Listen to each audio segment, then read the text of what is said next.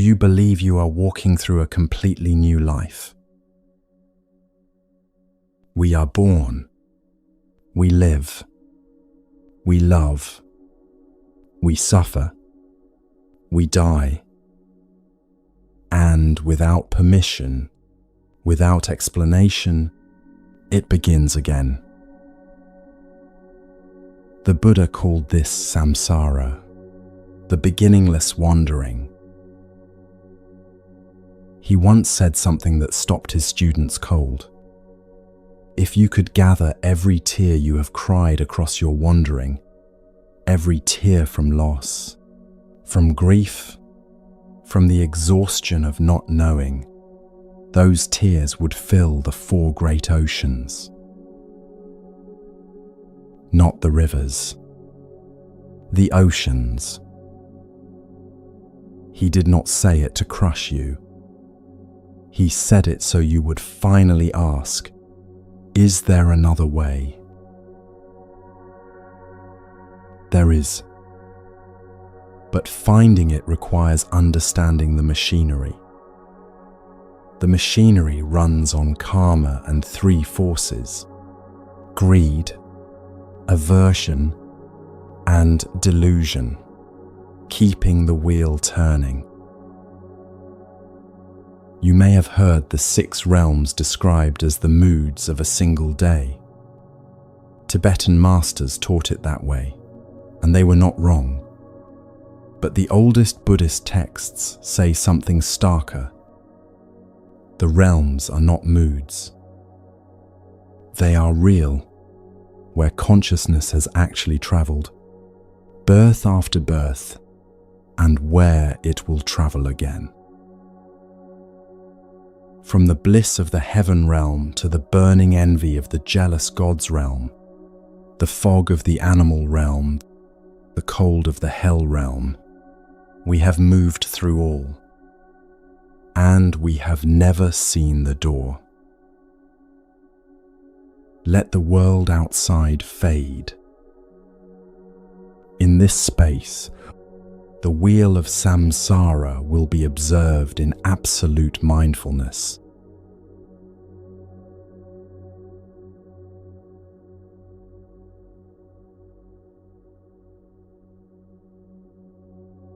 When someone we love dies, we say something. We say, they are in a better place now.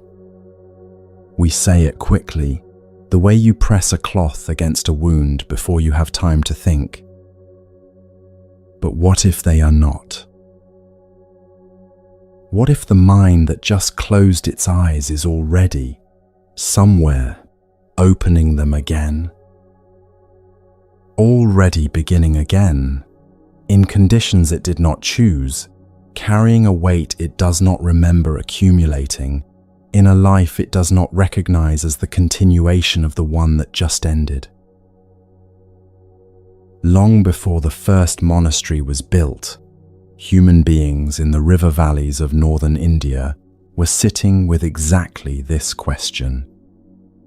2 very different kinds of people, breathing the same hot season air, asking the same thing. Why does the suffering not stop? The first group had an answer. These were the Brahmins, a priestly class who had inherited a vast tradition of hymns and rituals going back further than memory. Their sacred texts, the Vedas, had been transmitted orally from teacher to student for generations, each word memorized with a precision that left no room for error. For them, life had a shape and the shape had a logic. You were born, you lived correctly, you performed the proper rituals in the proper order, and if you did these things well, death delivered you to the realm of the gods. Living correctly meant rising before dawn to face east in prayer. It meant specific grains burned at specific times, specific words spoken in the specific order that had been handed down through centuries without interruption. The world held together because the rituals held together. Break the ritual and the world frays. Maintain it and the world holds. Suffering within a life was not a problem to be solved. It was a condition to be endured with dignity, in service of the order the rituals maintained. This had sustained an entire civilization, but it left one question unanswered. What happens after the gods? And what about the grief your father carried, and his father before him, the grief that seemed to arrive already formed, as if it had been waiting somewhere for the body to grow old enough to receive it? The second group said, there is somewhere further to look. They were wanderers, men and women who had looked at the world the Brahmin tradition offered and found they could not accept it. The word for them was shramana, the strivers, the ones who renounce. They did not want a better position within existence. They wanted out of existence altogether. Because for the Shramanas, the destination the Brahmin path promised, rebirth among the gods, was still inside the wheel, still inside the current. A pleasant room in a prison is still a prison. They rejected not just the rituals, but the assumption beneath them that the cycle of existence could be navigated towards something worth arriving at. Every Shramana who walked away from a household into the forest was making the same bet, that the cycle could be exited and that exiting it was worth any personal cost. The Shramanas said, the cycle itself is the problem, and they made its ending the only project worth a life. Among them, a new framework was consolidating. They gave the cycle a name, samsara. In Sanskrit, the word carries the sense of flowing together, the confluence of conditions that produces one existence after another, each arising from the residue of the last. You did not choose to enter the current. You simply find yourself in it, already moving, with no clear memory of having entered. And if the current has no beginning any mind can locate, then the question is no longer, how do I live a good life? The question becomes, what is keeping the current running? If everything changes, every season, every body, every pleasure, every person we love eventually disappearing from our side, why does the suffering not change? Why does it repeat, life after life, wearing different faces but carrying the same weight? The grief a mother feels over a lost child, the loneliness of a person who cannot be reached by the people who love them, the exhaustion of wanting something so deeply that the wanting itself becomes the pain. These do not feel like new experiences. They feel ancient. They feel like something the body already knows how to do, as if it has done it before. Because, the Shramanas said, it has. The suffering you carry did not begin with you. It arrived with conditions that were shaped by what came before, and those conditions were shaped by what came before them in a chain that has no beginning. Every act, every intention, every movement of the mind toward or away from something leaves a mark. The Shramanas called this residue karma, action, and the weight that action leaves behind when it is not fully resolved. that weight does not dissolve when the body dies. It carries forward, shaping the next arising, the way a river shapes the valley it has been carving for 10,000 years. The channel is not the water, but the water has been following the channel for so long that the two are almost impossible to separate. Think of the grief that arrives late at night without invitation, from 20 years ago, as fresh as the day it happened. Every argument that ended badly and was never repaired. Every kindness withheld because the moment passed before the mind could act. The weight of those moments does not dissolve simply because the year moved on. That feeling has not aged because it was never released. It is still looking for its resolution. That is what karma is. Not punishment. A trace, still moving through time, searching for the completion it has not yet found. The Shramanas disagreed on how to dissolve the traces. Some starved themselves. Some stood on one leg for years. Some held their arms above their heads until the muscles stopped working. The logic was coherent. If karmic residue is keeping the cycle turning, burn through it. Exhaust the person entirely. Leave nothing for the cycle to grip. It was a serious answer to a serious question, and it failed. A man from a noble family in what is now southern Nepal had joined this search.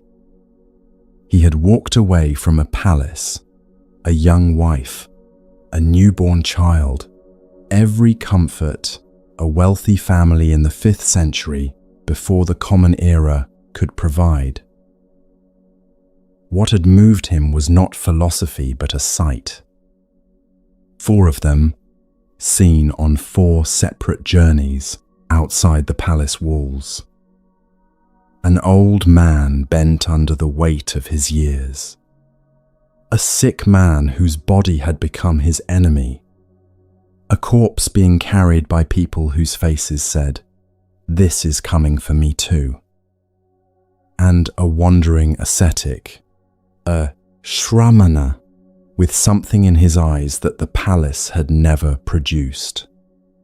Something that looked impossibly like peace. Not the peace of a man who had stopped feeling. The peace of a man who had seen through whatever was doing the feeling and was no longer its prisoner. He had understood, with the clarity of a person who cannot go back, that a comfortable life was not the same as a free one. He was serious about what he was looking for. He sat first with Alara Kalama, one of the most respected Shramana masters of the time, who taught him the deepest states of formless absorption the tradition had developed. He mastered them. He asked, "Is this the end of suffering?" The honest answer was no. So he went to Udaka Ramaputta, who took him further still, to the very highest state the Shramana path could offer. He mastered that too. He asked the same question. The same answer arrived. No. So he left. He found 5 fellow seekers near the forest of Uruvela, and together they pushed the ascetic path to its furthest extreme. He surpassed them all until his body was so depleted that, as the texts record, his spine could be felt through the skin of his stomach. The suffering was still there. Not quieter, not closer to ending. A starving mind is no freer than a satisfied one. He sat down under a tree. He accepted a bowl of rice from a young woman who passed by, and did something the 5 seekers watching him considered a failure. He ate. His name was Siddhartha Gautama. The Shramanas had named the prison correctly. Samsara is real. The cycle is real. The karmic residue driving it is real. What they had not yet found was the precise mechanism of the lock, the specific chain of conditions, link by link, that keeps a mind building its own suffering from one moment to the next. The extreme path could not show them this, because the lock is not in the body. It is in the mind itself. And a mind at war with its own body cannot see clearly what it is doing. To see what a mind is doing, the mind must first be still. The Shramanas had named the wandering. They had understood that something was driving it. He was about to see exactly what. And once the engine is seen clearly, not believed, not theorized, but actually seen, the entire question of how the cycle ends changes.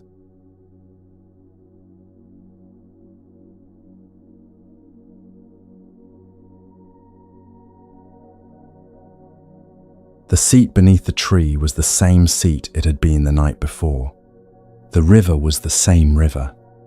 The darkness was the ordinary darkness of a night in late spring, warm, insects finding their way through it. What was different was the mind sitting inside all of this. It had been still long enough and honest enough to begin to see something it had been inside of its entire life without once noticing. In the first watch of that final night, he had seen the length of his own wandering, lifetimes stretching back through forms he could now name, each one arising from the residue of the last. In the second watch, he had seen the same pattern operating in every mind around him. Not his pattern specifically. The pattern, the same mechanism, the same production, running inside every life like a loom that has never been switched off.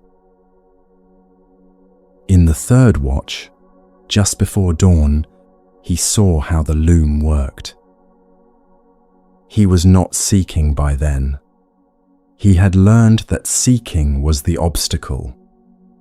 He was simply watching, the way you watch a stream if you sit still long enough beside it, not trying to change its course, not trying to name what moves through it, only watching how the water moves. What he saw was not a vision. It was not a revelation handed down from somewhere else. It was what a mind looks like when it finally stops running long enough to see itself work. The tradition gives this seeing a name, paticca samuppada, dependent origination, or dependent co-arising. Both translations are accurate. Neither is the actual experience. The actual experience is closer to this, a sudden, complete, undeniable sight of the gears. The gears are always turning.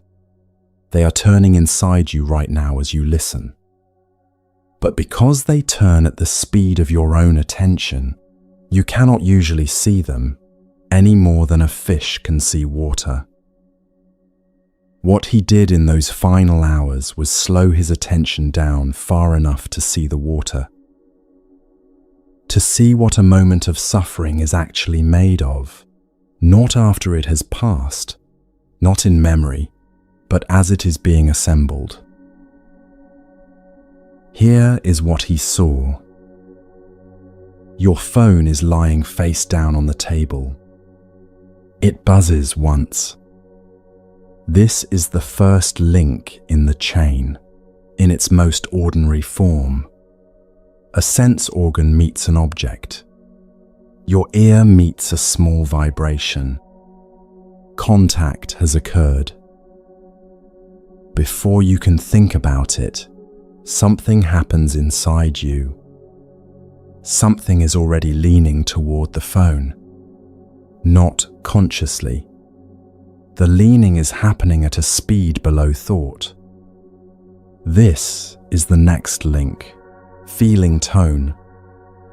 The mind has labeled the buzz instantly as pleasant, potentially interesting, potentially significant, potentially something worth turning toward. No one decided this. The feeling tone arose on its own, shaped by every previous time a buzzing phone produced something pleasant for this mind. Now watch the next link arrive. Wanting. A small, sharp, almost imperceptible wanting to look. The Pali word for this is tanha, thirst, craving. It is the engine of the whole chain. The buzz has become a small thirst. You are not yet holding the phone. The thirst is already formed. Notice that you have not chosen any of this. The contact happened. The labeling happened. The thirst arose. These three links completed themselves in the time it takes to blink. The mind did not consult you. It has been doing this long enough that it no longer needs your permission. And then clinging. The thirst grasps. The mind has picked the phone up in imagination already. Whatever you were doing a moment ago has become less real than the phone. The clinging is so fast you do not feel it as a separate event. It feels like just wanting to check. Next, becoming. A version of you has formed briefly around the phone. The person who checks. The identity that says, without words, this is the kind of person I am right now, and this is what I do. Finally, birth, and then aging and death. A state of mind was born, the checking person pulled into the phone's small world. That state will age. It will decay. It will end when the screen locks again, and another small death of that self will occur. A new chain will begin in the moment after. Count how long that took. 8 links, from buzz to a small dying of the checking self, in somewhere between 4 and 12 seconds. And in most lives, the count does not pause there. Before the next breath has fully arrived, the whole chain has begun again. Another buzz, another pleasant tone, another small thirst, another checking self, briefly born, briefly ended. That is one turn of the wheel. You do this thousands of times a day. With phones, with thoughts, with moods, with the passing expression on the face of someone you love when they say something you did not expect. Every one of those turns is a full chain. Every one produces a small version of suffering, even when the buzz was good news. Because every turn ends. Every version of the checking self has to die, and the next turn has to start without it. A mind that has never seen this is a mind that experiences every turn as simply how reality is. When wanting is loud, the world is the wanting.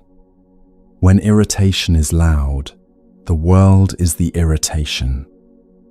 The wheel is invisible, and so the wheel is everything. This is the Buddha's most precise claim. Not that life contains suffering. The Shramanas had already said that. His claim was more hopeful, that suffering is produced, link by link, by a process that can be interrupted. This is what he saw in the third watch. Not a theology, not a ladder of spiritual stages. A mechanism, the mechanism that makes an ordinary mind into a factory of small deaths, millions of times over, across an entire life. And what he saw was precise enough to be taught, precise enough to be verified by any mind willing to sit still long enough to watch a single moment of its own experience.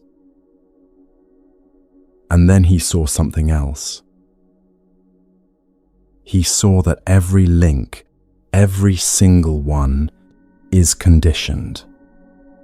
Nothing in the chain arises on its own power.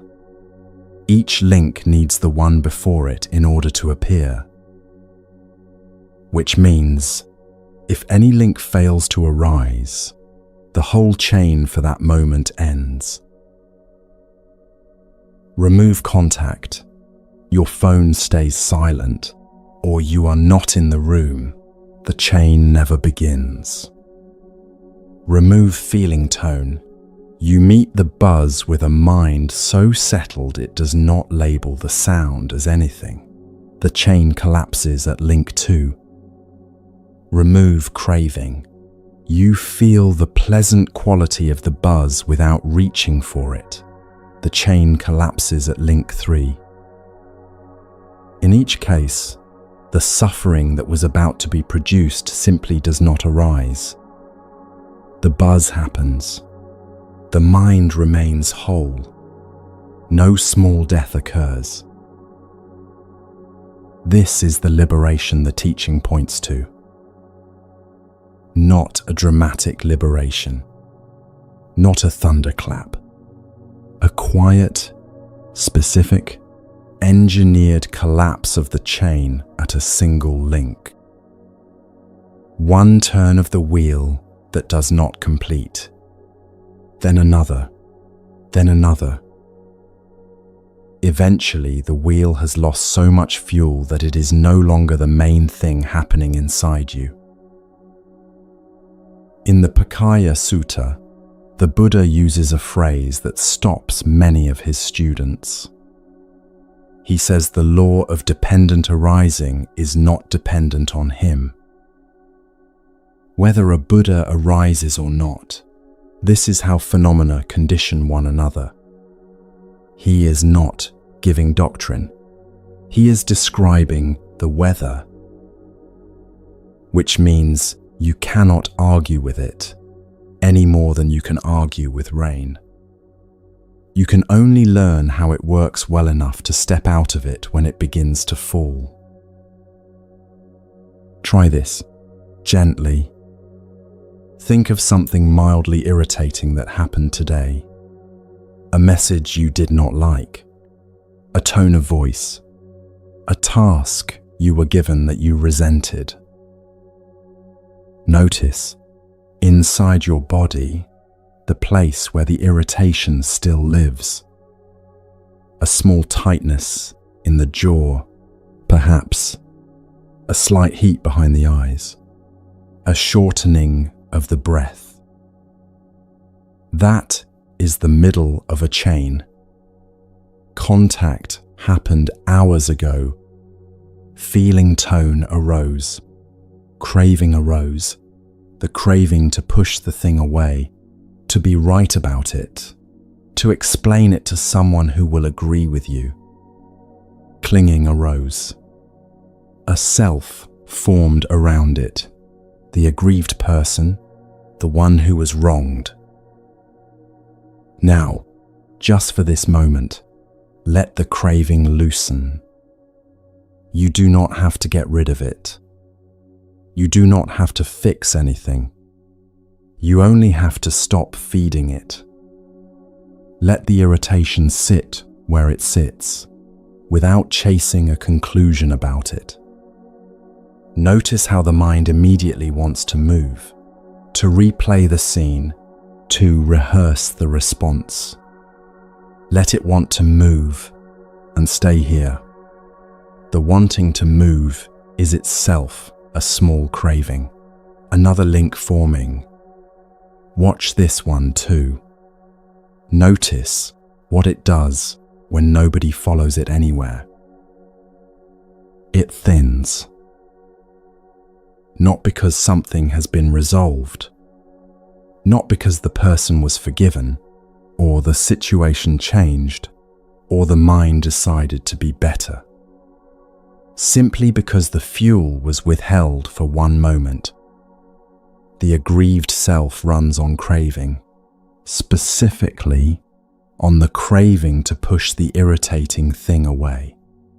Stop feeding the craving, and the self has nothing to run on. It does not vanish. It has not been defeated. It has simply lost the fuel it needs to become the main event inside you. That is a chain collapsing at link 3. That is a small gear disengaging. That is, in miniature, what the Buddha spent 45 years of his life pointing to. The thinning is not dramatic. It will not show up on any scan. Nobody standing near you would notice it happened. But something in the mind has just discovered that the aggrieved self is not compulsory. That single discovery is the seed of every later liberation. The wheel is not stopped in a single blow. It is stopped one disengaged gear at a time, over a long and patient relationship with your own attention. Every chain you collapse, even once, teaches the mind something it cannot unlearn. The mind begins to suspect that the next chain might also be optional, and the one after that, and the one after that. The whole wheel, which seemed as solid as weather, begins to look like something that was being held in place by habits of attention. That suspicion, once it arrives, does not go away. You will lose it 100 times.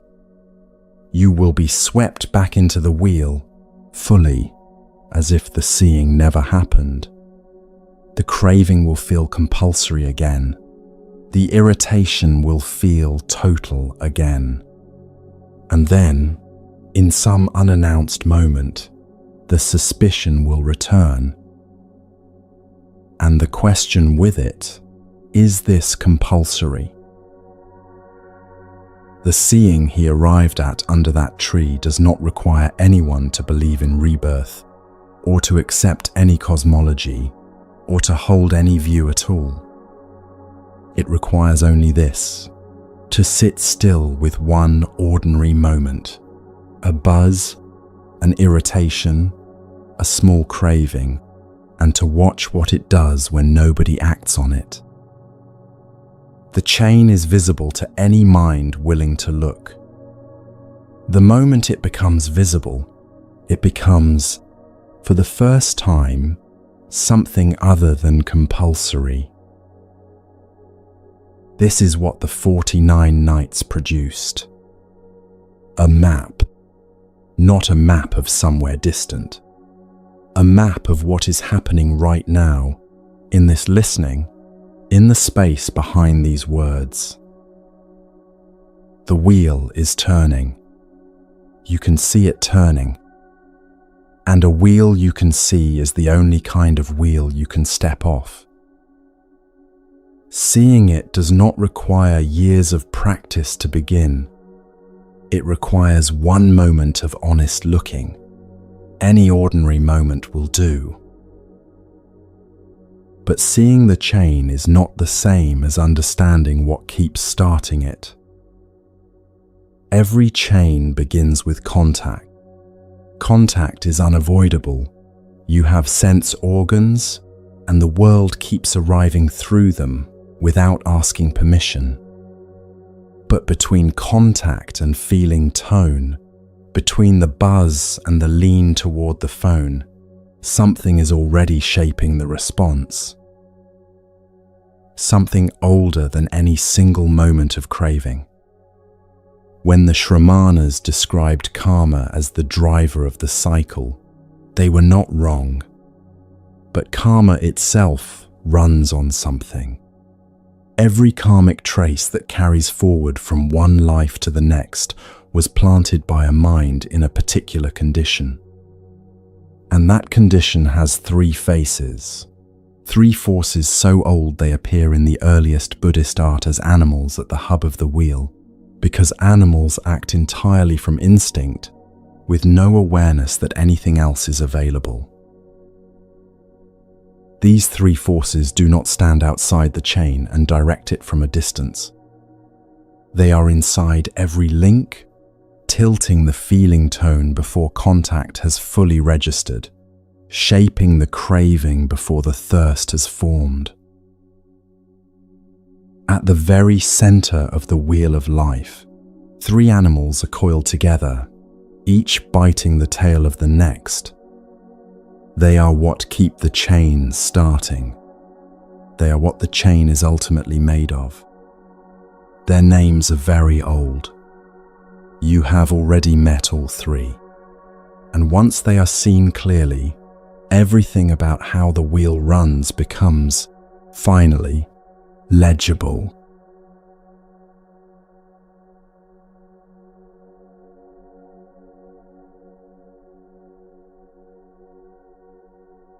Their names are desire, hatred, and delusion.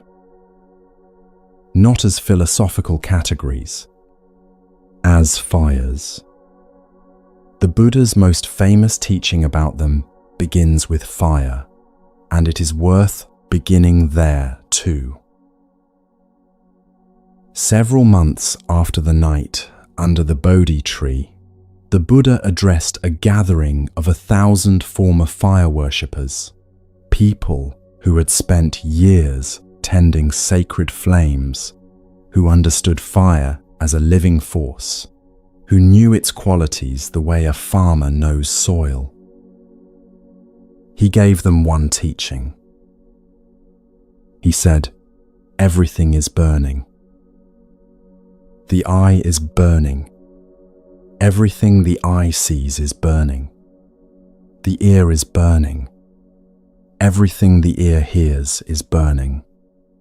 Every sense organ and every object of every sense organ is burning."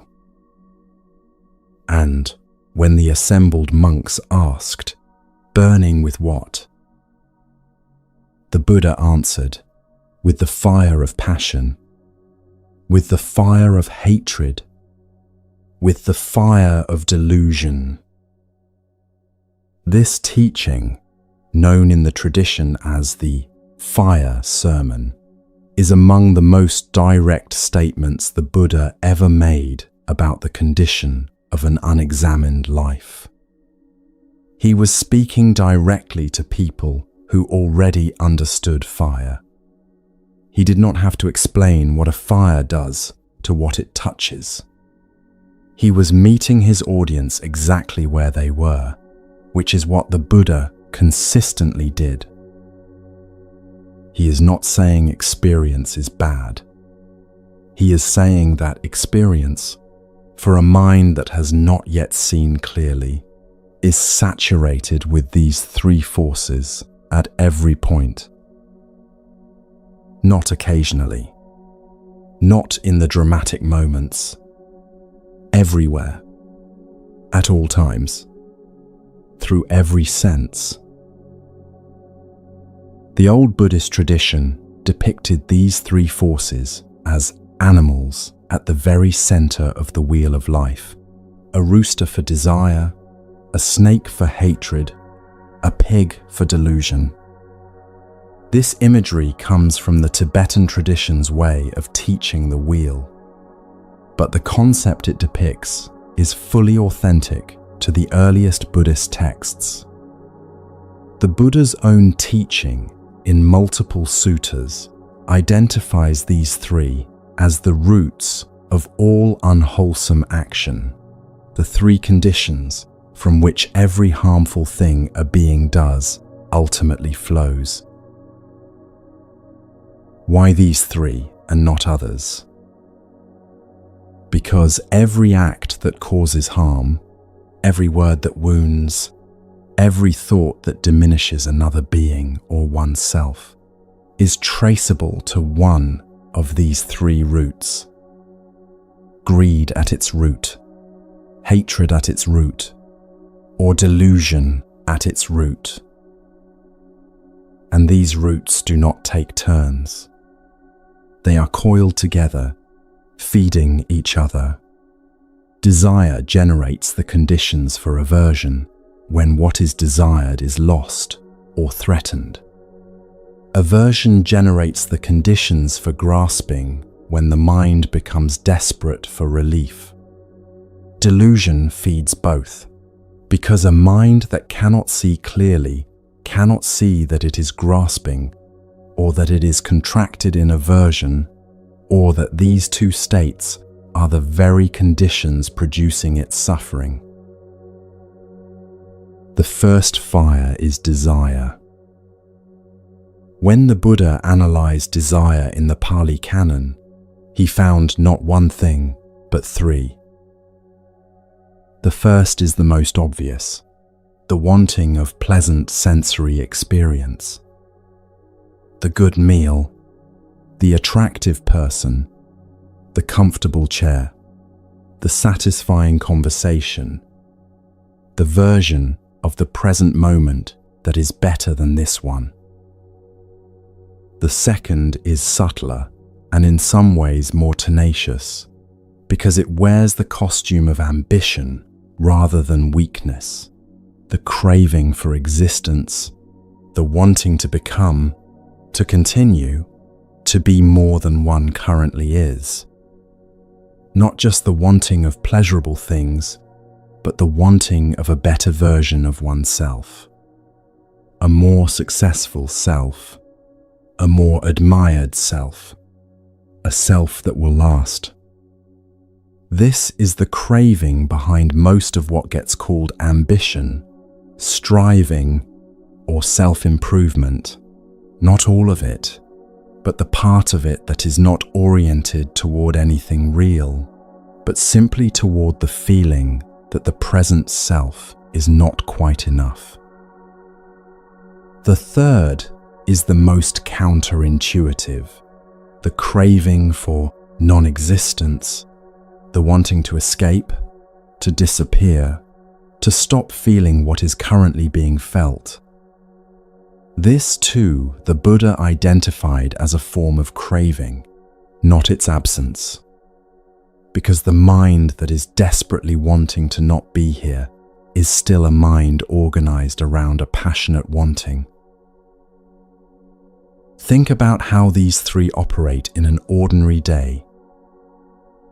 The first craving shows up in the reach for the phone within 30 seconds of waking, in the preference for the coffee that is just right over the coffee that is merely adequate, in the way a particular song can produce a specific quality of wanting, not wanting the song exactly, but wanting the feeling the song almost but never quite delivers.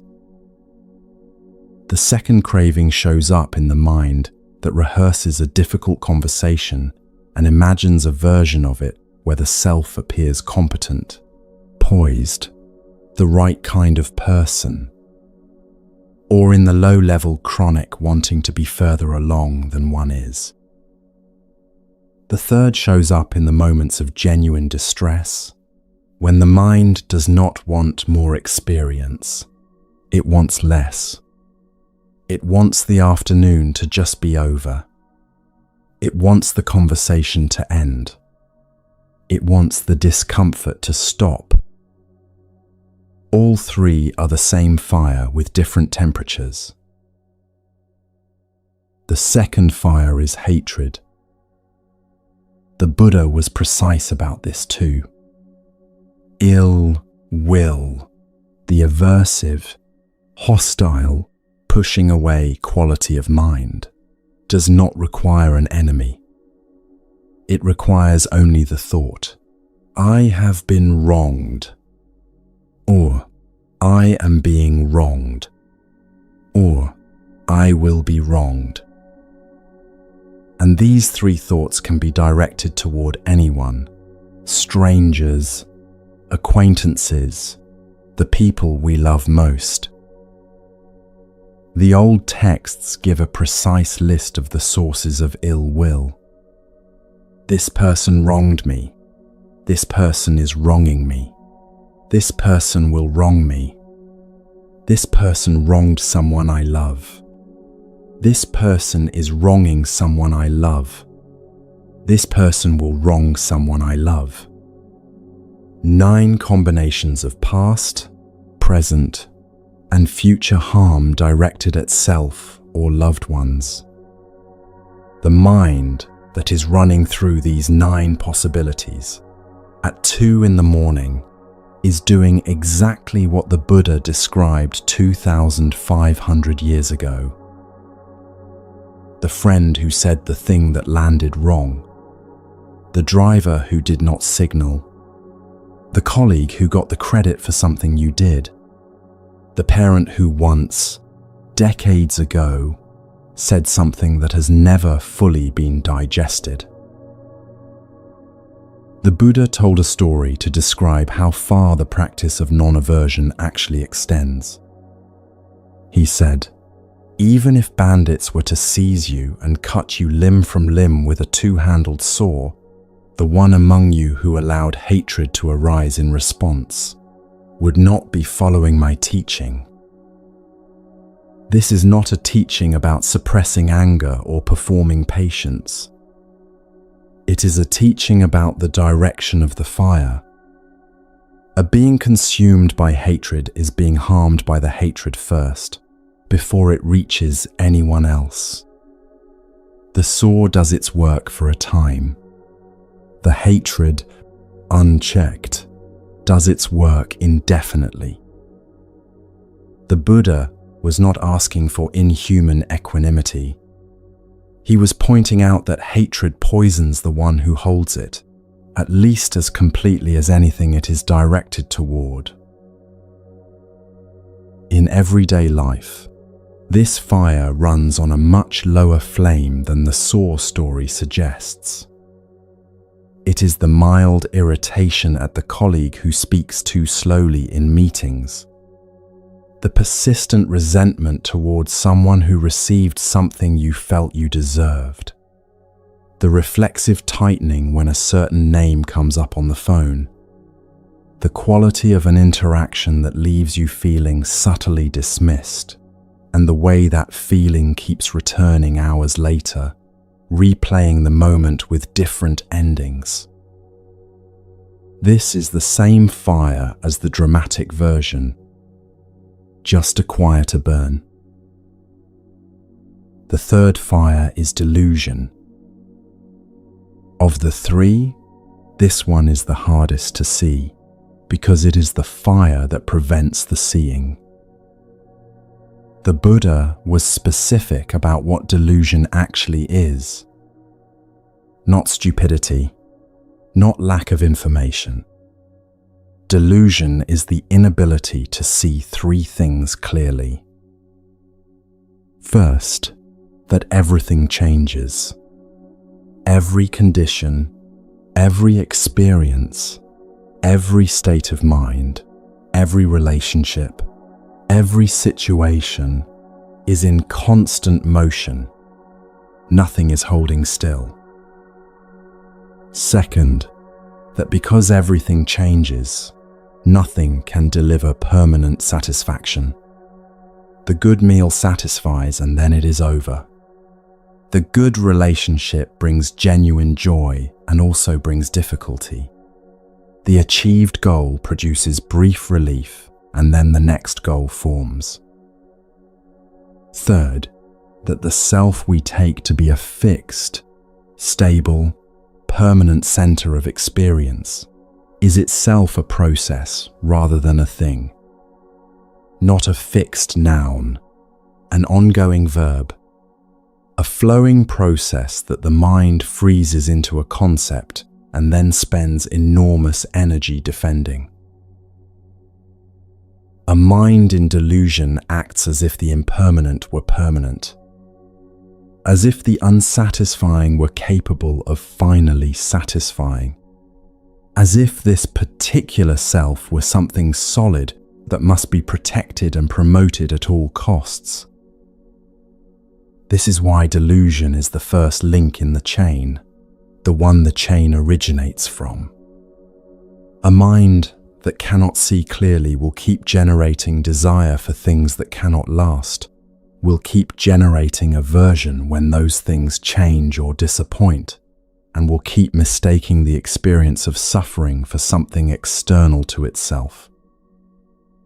Think about the last time you were certain that achieving a specific thing would finally make you feel settled. The job, the relationship, the number in the bank account, the recognition, and then it arrived, and you felt settled for a while, and then the next thing formed. This is delusion operating exactly as the Buddha described it, not because you were foolish, but because the mind under delusion keeps believing this time will be different. The smoke from this particular fire is invisible to the one producing it. The practice the Buddha taught for working with these three forces directly is very simple. It is recognition, not suppression, not dramatic effort, not fighting, simply seeing what is present. When desire is present, know that desire is present. When aversion is present, know that aversion is present. When confusion is present, know that confusion is present. Not as a judgment, not as a failure. As a simple recognition, the way you would note the weather. Raining, not raining. Desire is present. The desire does not need to be followed. It does not need to be fought. It needs to be seen. A fire that is seen clearly is already less dangerous than a fire burning invisibly in a room you have convinced yourself is empty. The naming does not extinguish the fire. It means you are no longer standing in the fire thinking you are somewhere else. It means the fire is no longer the whole room. It is a fire in a room that you are observing from a position just slightly outside it. That position is the beginning of freedom. The Buddha also gave specific antidotes for each of the three. Against desire, generosity. Every genuine act of giving runs directly against the grasping quality of desire. The hand that is opening cannot simultaneously be clutching. Generosity is not just a moral virtue. It is a specific practice that changes the orientation of the mind. Against hatred, loving kindness, the deliberate cultivation of genuine goodwill toward other beings.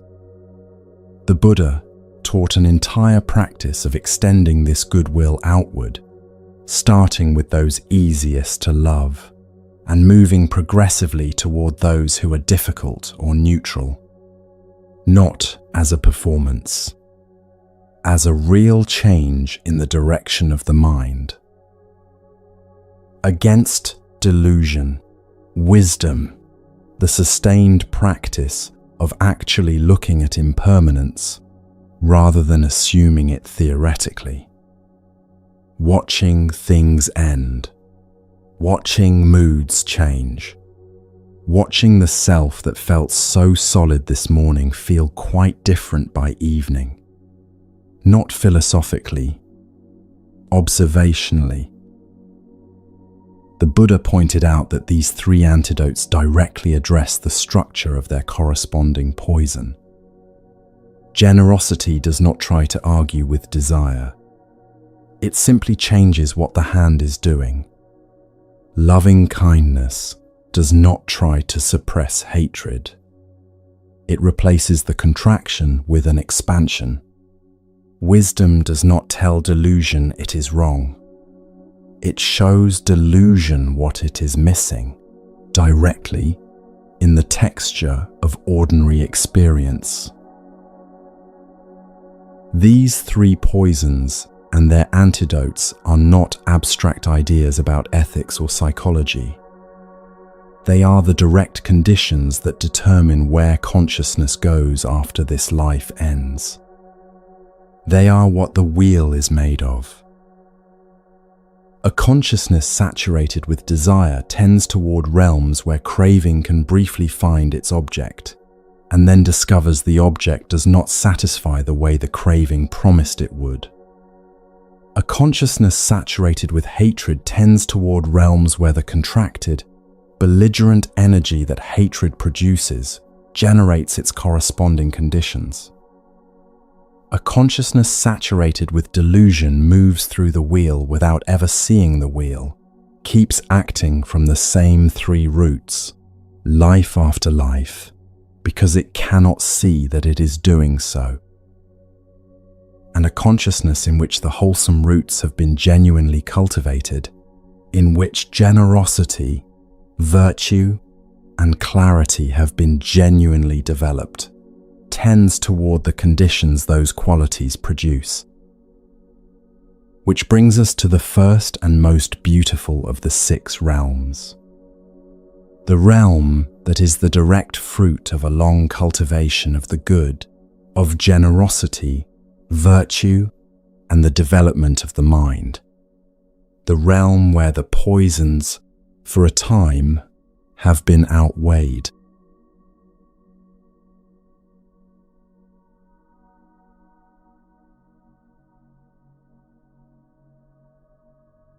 The heaven realm is the most beautiful of the 6.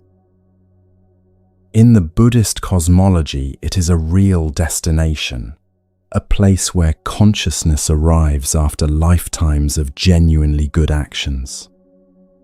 Not just one kind of good action, 3 specifically.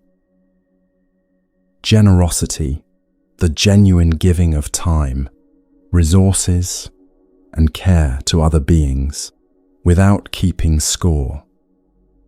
Virtue, the consistent, repeated choice, life after life, not to cause harm. And meditation, the actual cultivation of the mind, the deliberate development of calm, clarity, and concentration across many lifetimes of practice. The old texts are specific. Generosity produces the wealth of the Deva realm. Virtue produces the safety.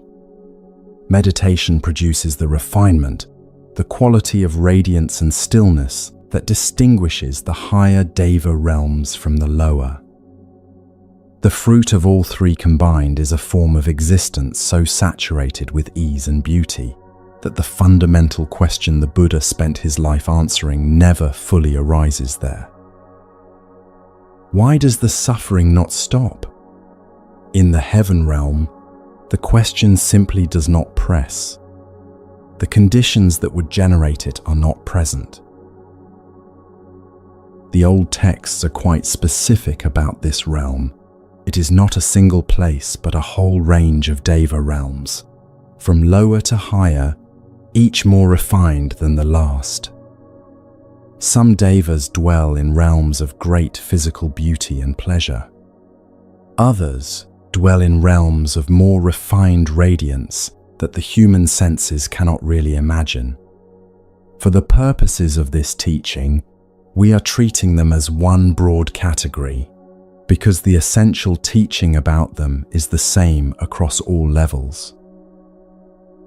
The beings of this realm, the Devas, the Shining Ones, live in conditions of ease for what the texts describe as thousands of human years. No illness, no poverty, no rejection, no grief, no day that feels like it will never end.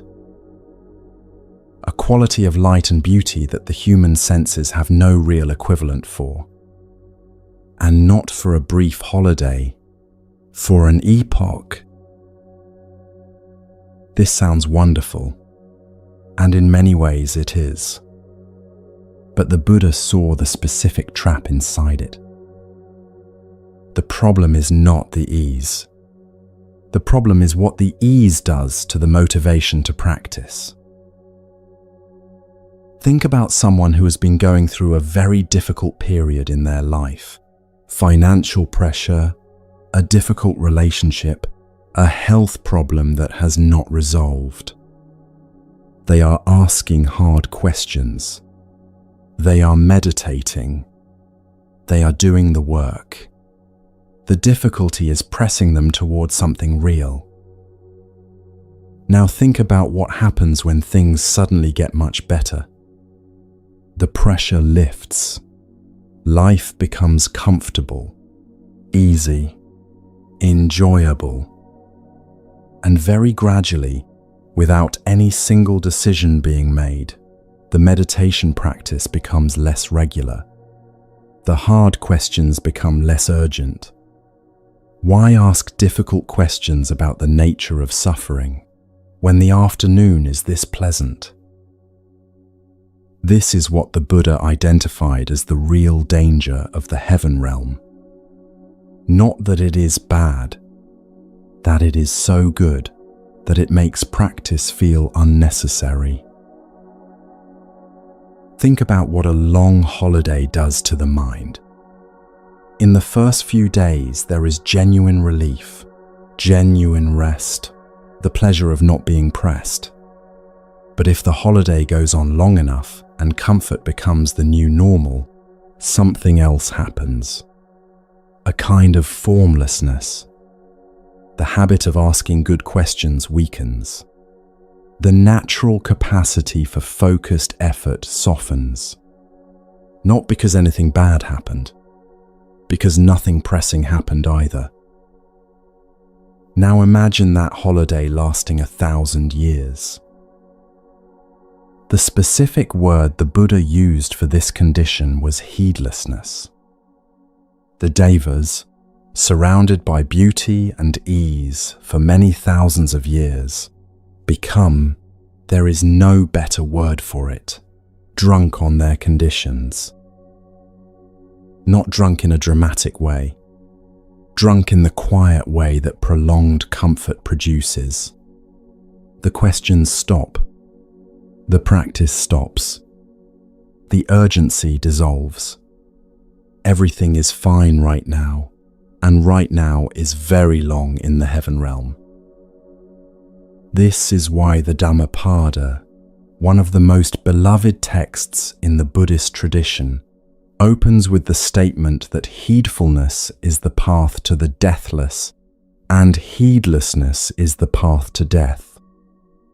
Not physical death, the death of the possibility of liberation within this particular span of existence. The opportunity wasted inside the comfort. The window that stayed open and was never used. The Devas also cannot truly understand suffering, and this too is part of the trap. They can see suffering in other realms. They can observe it, but they have never been inside it. And what you have never been inside, you cannot truly understand. The Buddha observed that it is often the beings who have suffered most who can offer the most genuine help to others who are suffering. not because suffering is good, because being on the inside of it gives a knowledge that no amount of observation from a comfortable distance can replicate. The Deva has genuine goodwill towards suffering beings. What the Deva lacks is the specific knowledge that only comes from having been on the inside of suffering, the knowledge that makes help actually useful rather than well-intentioned but distant. The Tibetan teachers, who mapped the wheel of existence with extraordinary precision, describe the ending of the heaven realm in detail that has survived in the tradition for centuries. When a Deva's accumulated merit begins to run out, 5 signs appear. The first sign, the flower garland the Deva always wears around their neck, begins to wither. In the heaven realm, flowers never wither, so this is noticed immediately. The second sign, the Deva's celestial robes lose their fragrance. These robes have smelled of sandalwood for centuries. Suddenly they do not. The third sign, the skin, which has never once perspired in all those thousands of years, begins to sweat. The fourth sign, the companions, beings who have always been present, always close, begin to drift away. The fifth sign, the throne, which has held the Deva's body perfectly for as long as memory reaches, stops feeling right. Think about what this must feel like. A being who has lived in complete ease for 1,000 years, who has never seen a dead flower, who has never felt their own sweat, who has never watched a companion leave. One morning, the garland withers. They replace it. The next one withers too. They notice the robe. They notice the sweat. They notice the empty space where someone always stood. None of these signs arrive loudly. Each one, taken on its own, could be explained away. But together, in sequence, they are unmistakable. The Deva has lived for 1,000 years without a single moment of genuine uncertainty.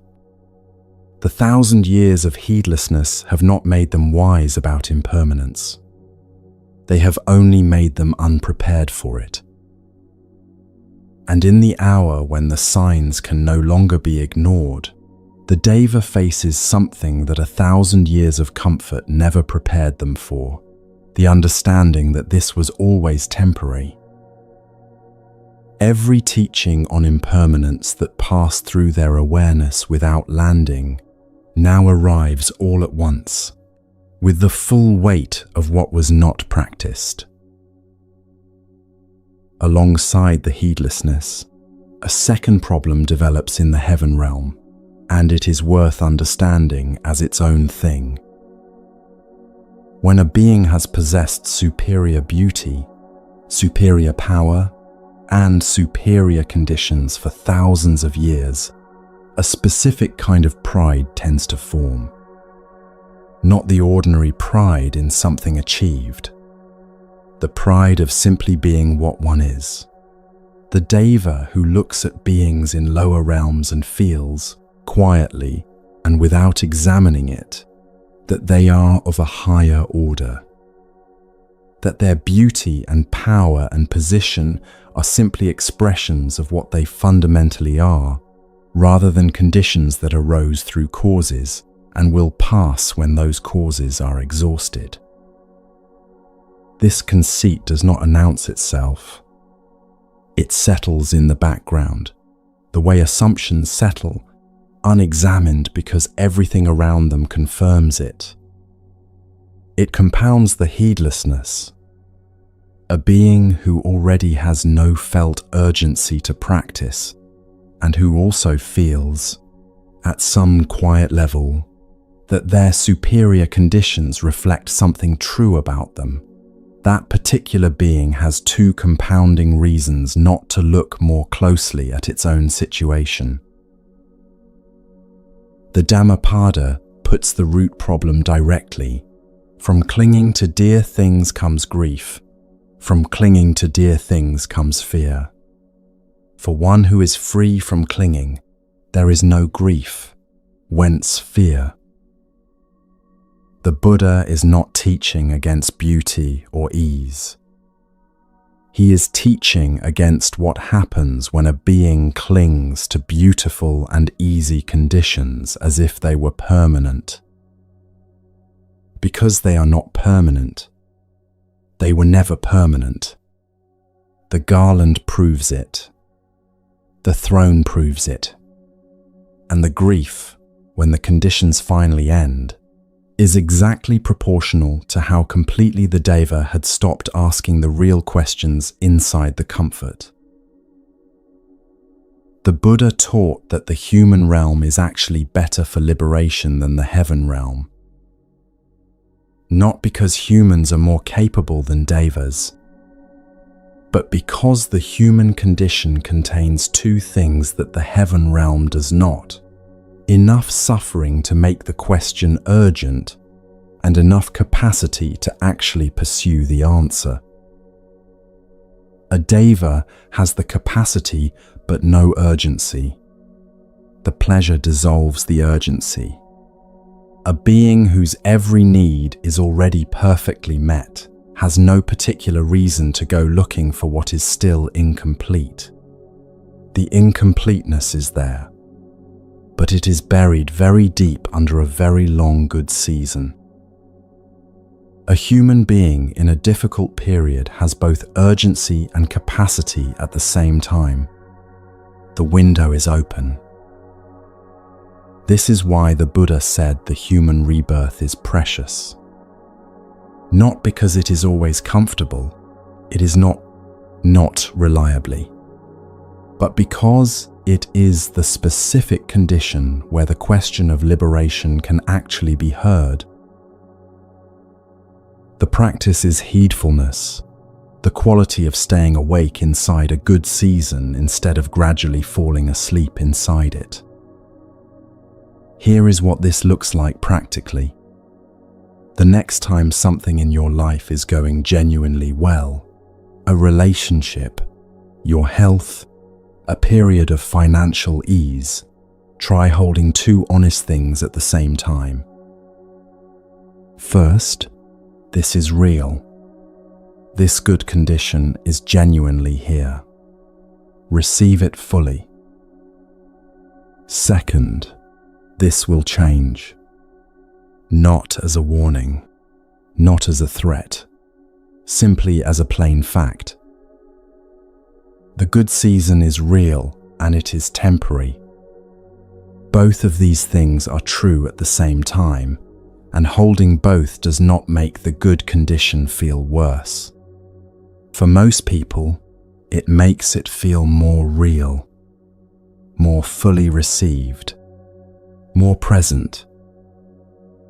The Buddha spent 6 years refusing comfort completely and rejected that path. Heedfulness is not refusal. It is the willingness to stay awake inside the good conditions, rather than becoming drunk on them. To keep asking the real questions, even when everything around you is saying the questions are no longer necessary. The Deva in the heaven realm who stays awake, who keeps practicing even when nothing is pressing them to practice, is the rare Deva. The texts describe such Devas as having found what the comfortable conditions could not give them. The urgency from the inside rather than needing it from the outside. Not urgency born of suffering. Urgency born of clear understanding. They do not need the garland to wither to remind them. They already know it will. The heaven realm ends the moment its ease encounters the awareness of someone else's ease. a name, a life glimpsed, a quiet, automatic calculation about the distance between this comfortable existence and that one. The ease that was sufficient a moment ago discovers it is not sufficient anymore. A measuring has silently begun. The second realm begins the moment the mind in the heaven realm picks up the measuring tool and starts looking upward.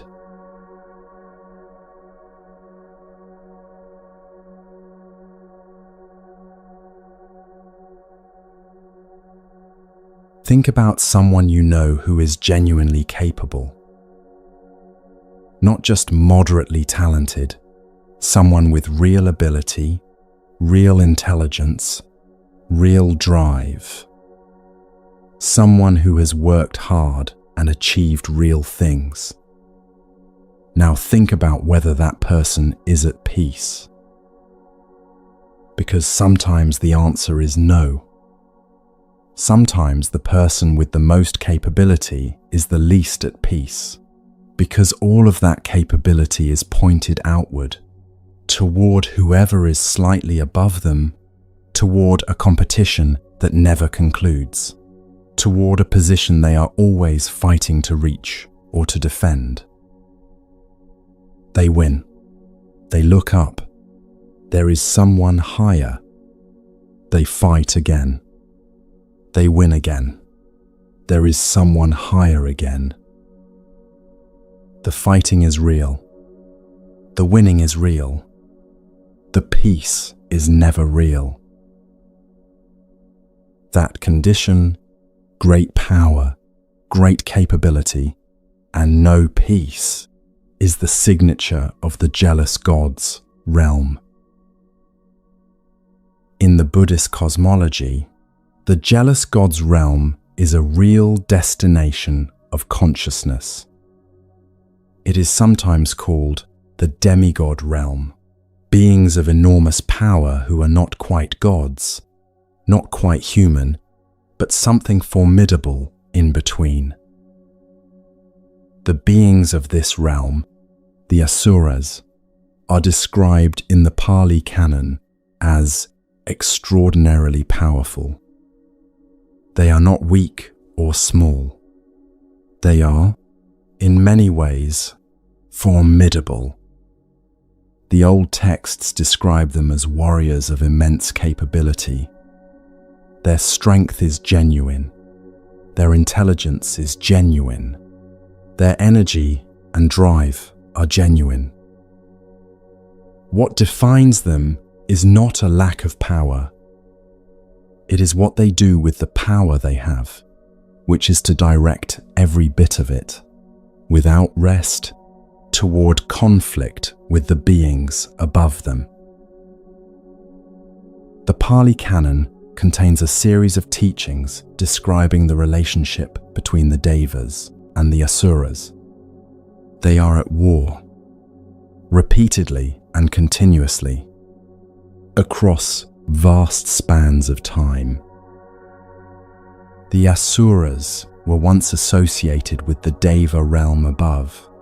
They lived near it, perhaps within it. Then they were expelled, cast downward, and their entire existence since then has been organized around one project: getting back. They go to war with the Devas. They lose. They regroup. They go to war again. They lose again. The cycle does not end. The Asura cannot stop fighting. Think about what this means in practical terms. A being of great capability goes into battle with absolutely everything it has. It loses. It recovers. It studies the defeat. It trains harder. It prepares more carefully. It goes into battle again, this time better prepared than before. It loses again, because the Devas above are not standing still either. They too are moving, growing, rising. The gap the asura closes is the gap the deva uses to climb higher. And the whole effort begins again. Every round of this takes something from the asura that is not replaced. Not because the fighting is working, it is not working, but because the asura's entire sense of itself is tied to the project of reclaiming what it lost. To stop fighting would be to accept a position it cannot accept. There is a tree that appears in the Buddhist cosmological tradition that describes this situation with extraordinary precision. It is called the Pariyata, a beautiful tree, unlike any that grows in our world. This tree stands at the border of the two realms. Its roots are in the ground below. Its branches reach into the realm above. And the fruit, extraordinary, fragrant, available to those who are in the upper branches, grows only where the asuras cannot reach it. The asuras tend the ground around this tree. They have always tended it. The fruit has never been theirs. And the teaching is not about the unfairness of this. This is not a story about whether the situation is just or unjust. The Buddha was not making an argument about what the asura deserves. He was pointing to something more fundamental, a being that has the ground beneath its feet already and cannot notice it because its eyes are always pointed at the fruit it does not yet have. The root of all this suffering is a specific kind of pride. Not ordinary pride in one's achievements. Something more specific, the refusal to accept any position that is not at the top. In the Buddhist understanding, this kind of pride says, I should be above. I was above. I deserve to be above. And until I am above again, I will not rest. It is the pride that turns every encounter into a test of relative position. It is the pride that turns a colleague's success into a competitive threat rather than something neutral. It is the pride that makes it genuinely impossible to be glad when someone else thrives, because their thriving seems to say something about your standing. Think about what this looks like in a human life. Not the person who occasionally feels envious. That is ordinary human experience. The person whose primary relationship with the world is competitive. The person who cannot hear about a colleague's achievement without immediately calculating how it affects their own position. The person who works incredibly hard, genuinely works harder than almost anyone around them, but whose work is not oriented toward anything they actually want to build. It is oriented toward being above, winning, not being outranked. This person achieves real things. The achievements bring no lasting peace. Think about what a weekend looks like for someone living this way. The weekends. There is no ability to simply rest and be satisfied with what occurred. The mind is already in the next round, already assessing what others achieved this week, already positioning for Monday. The ease that should be available is blocked by the permanent orientation toward the next conflict, because the person above them has moved higher, and the fighting must continue. The Buddha identified the specific cost of this kind of existence very clearly. He said that a being whose energy is entirely directed toward conflict and competition is a being who has taken every gift of their capability and pointed it at a target that will never stay still. The asura is perpetually 5 minutes behind a position that is not yet theirs. They fight toward it. They reach it. The devas have moved higher. The position they fought for has become the floor. A new ceiling has appeared. The fighting begins again. And the tragedy is not that the asura is weak. The tragedy is that the asura is strong, and all of that strength is being spent on a war that does not end, directed by a pride that does not allow rest, toward a peace that the asura does not know how to reach. The Buddha pointed to something that the pride produces in the asura's inner life, a quality that is a direct consequence of living entirely inside the competition. When everything is interpreted as a contest of position, another person's success stops being something neutral. It becomes a data point about the ranking. Good news about someone above you registers as a setback. Good news about someone beside you registers as a warning. The world becomes a ranking system first, and everything else second. This is the envy the old texts describe, and it is important to understand that it is not the root condition.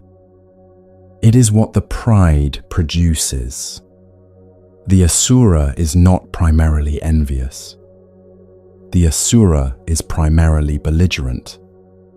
And because of the belligerence, because every relationship is structured as a competition, genuine gladness at another being's success becomes nearly impossible.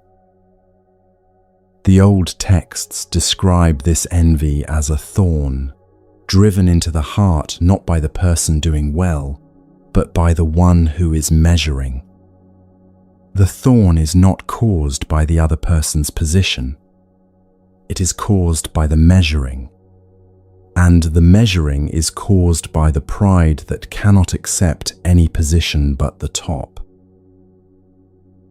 Think about what a human life organized entirely around competition actually feels like from the inside. Every conversation carries a faint hum of assessment. Are they above me, below me, a threat, an ally? Every achievement brings a moment of relief and then the immediate question, what now? What is next? Who is still ahead? Other people's successes, even people you love, arrive with a complicated texture that takes real effort to work through. The exhaustion this way of living produces is not physical. It is the exhaustion of a being that never once put down the measuring tool, never stopped to ask whether the competition is actually where the nourishment is. The practice the Buddha offered for this realm is the same one he offered for the specific quality of envy wherever it appears: sympathetic joy. The capacity to feel genuinely glad when another person does well. Not to perform gladness. Not to manage the envy so it is less visible. To actually feel, in the body, something that could honestly be called happiness when good things happen to other people. This is the practice that directly dismantles the measuring system. Because the measuring system runs on the assumption that another person's position affects yours. Sympathetic joy rests on the direct experience that it does not. When you can be genuinely glad that someone else's branch has fruit on it, the war ends. Not because you have won, because you have discovered there was no war. What the asura does not know, what the conflict has prevented it from discovering, is that the nourishment it has been fighting for is already available. Not in the deva realm above. In the ground it is already standing in, A being that has stopped fighting for the fruit it cannot reach discovers, sometimes with surprise, that the ground beneath it is already rich, that it was always rich, that the war was not the way to the nourishment. The war was what was preventing access to it. Sympathetic joy is not a complicated practice. It does not require that you stop wanting to do well yourself. It does not require that you become indifferent to your own progress. It asks only that you hold two things at once: your own legitimate aspiration and a genuine gladness at the aspiration of others. These two things are not in conflict. The Asura's pride made them seem like they were in conflict. They are not. Alongside this, the Buddha also taught loving kindness, the simple practice of genuinely wishing other beings well. Not performing warmth, not managing hostility so it does not show outwardly, actually wishing, in whatever small way is honest, that the beings around you are well. For the Asura's mind, which has organized every relationship around competition, this is a direct counter to the structure of the pride. You cannot genuinely wish someone well and be at war with them simultaneously. The practice is this simple: the next time someone you know achieves something significant, before the measuring begins, find one genuine thing to be glad about on their behalf. Not something you perform outwardly for them, something you actually feel inwardly. It might take a moment to find. It might feel unfamiliar at first. The body that has been running on competition for a long time will resist it the way a muscle resists a new movement. But underneath the resistance, underneath the habitual assessment, something else is available. A warmth, a genuine expansion in the chest, the capacity to be glad that another being is doing well, which is, it turns out, something the heart is actually built for. Below the jealous god's realm, the warfare stops. Not because the Asura found peace, but because something simpler takes over. In the jealous god's realm, consciousness still knows it wants something above. It knows the devas are there. It can see the fruit in the branches.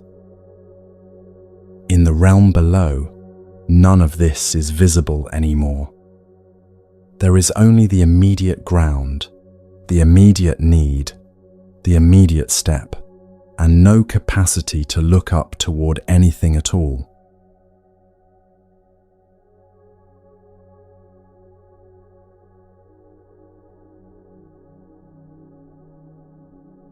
There is a fish in a river somewhere right now that has been hunted every single day of its existence. It does not know why. It has no concept of why. The word why requires a kind of stepping back from immediate experience that this realm simply does not contain. It knows only what its body knows.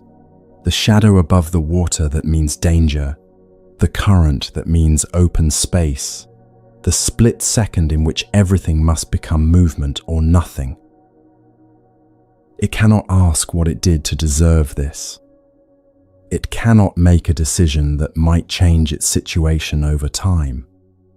It cannot understand that the heron waiting at the bank is not personal, or that the net pulled from the water was set by a human who will not think about it again. It is inside its life completely, and completely unable to step back from it even for a single moment. This is the animal realm. Not as a metaphor. As a real destination of consciousness, a condition of existence that the Buddha described plainly, without softening, in some of the most direct passages in the entire Pali Canon. Consciousness arrives in the animal realm through sustained immoral action across lifetimes, through killing, cruelty, and a deep, persistent refusal to understand that actions have consequences. The karma that produces this realm is not the small carelessness of an inattentive morning. It is the heavy karma of a being that consistently acted in ways that caused harm, and never once stopped to consider what it was doing. The Buddha described the animal realm in one teaching with a detail that has stayed in the tradition for 2,500 years. He said the animals devour each other. The large fish eat the small fish. The strong devour the weak. The deer is hunted. The ox is yoked and beaten and has no understanding of why its life is structured this way. The bird is caught in the net. There is no safety in this realm. There is no moment of genuine rest, because the threat is always present and the body always knows it. Fear is not an event in the animal realm. Fear is the permanent climate. Think about what a deer's day actually contains. It wakes into alertness, not into ease. Every sound is immediately processed for threat. Every movement in the surrounding trees requires an instant assessment. Safe or not safe, stay or flee. The water it needs to drink is the same water the predator knows it will come to. The open ground it must cross to reach food is the same open ground that makes it visible. There is no moment in this day when the body is not on low-level alarm. There is no moment of the kind of ease that the Deva takes as ordinary and permanent. The old teachers described the beings of this realm with a single image that carries more meaning the longer you hold it. They said these beings go sideways, not forward, not upward, sideways.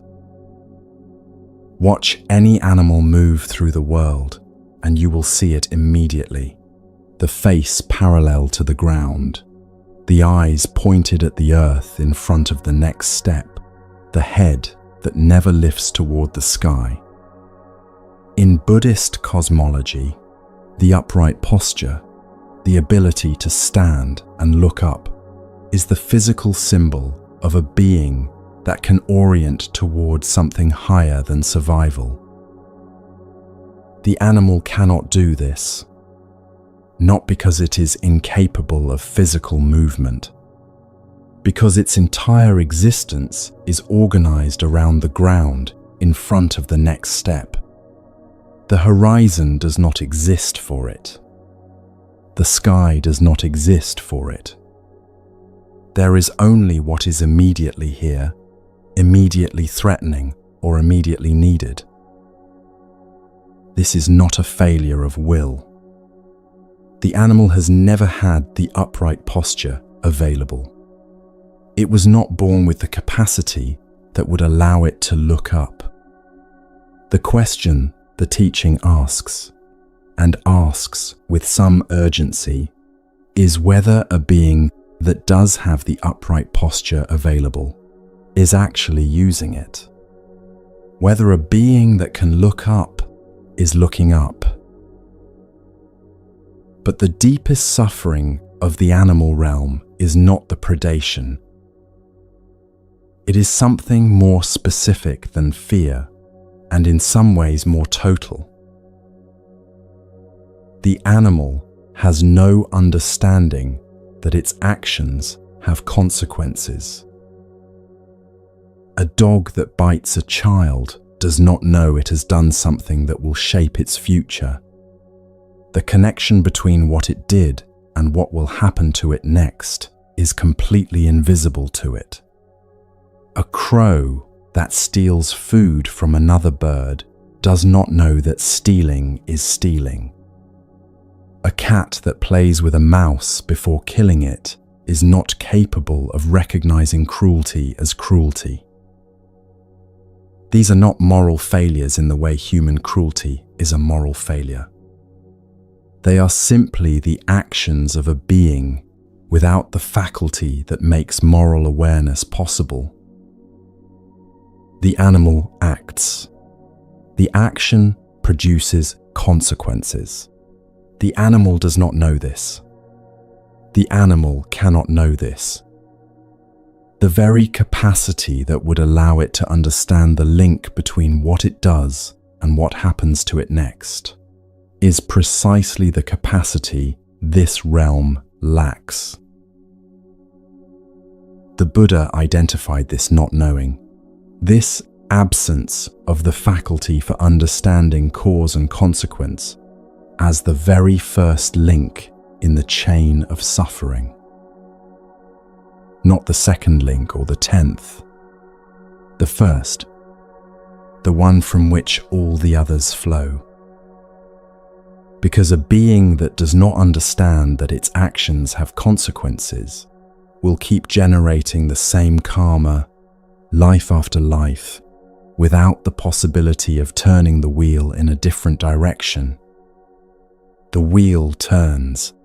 The being does not know it is on a wheel.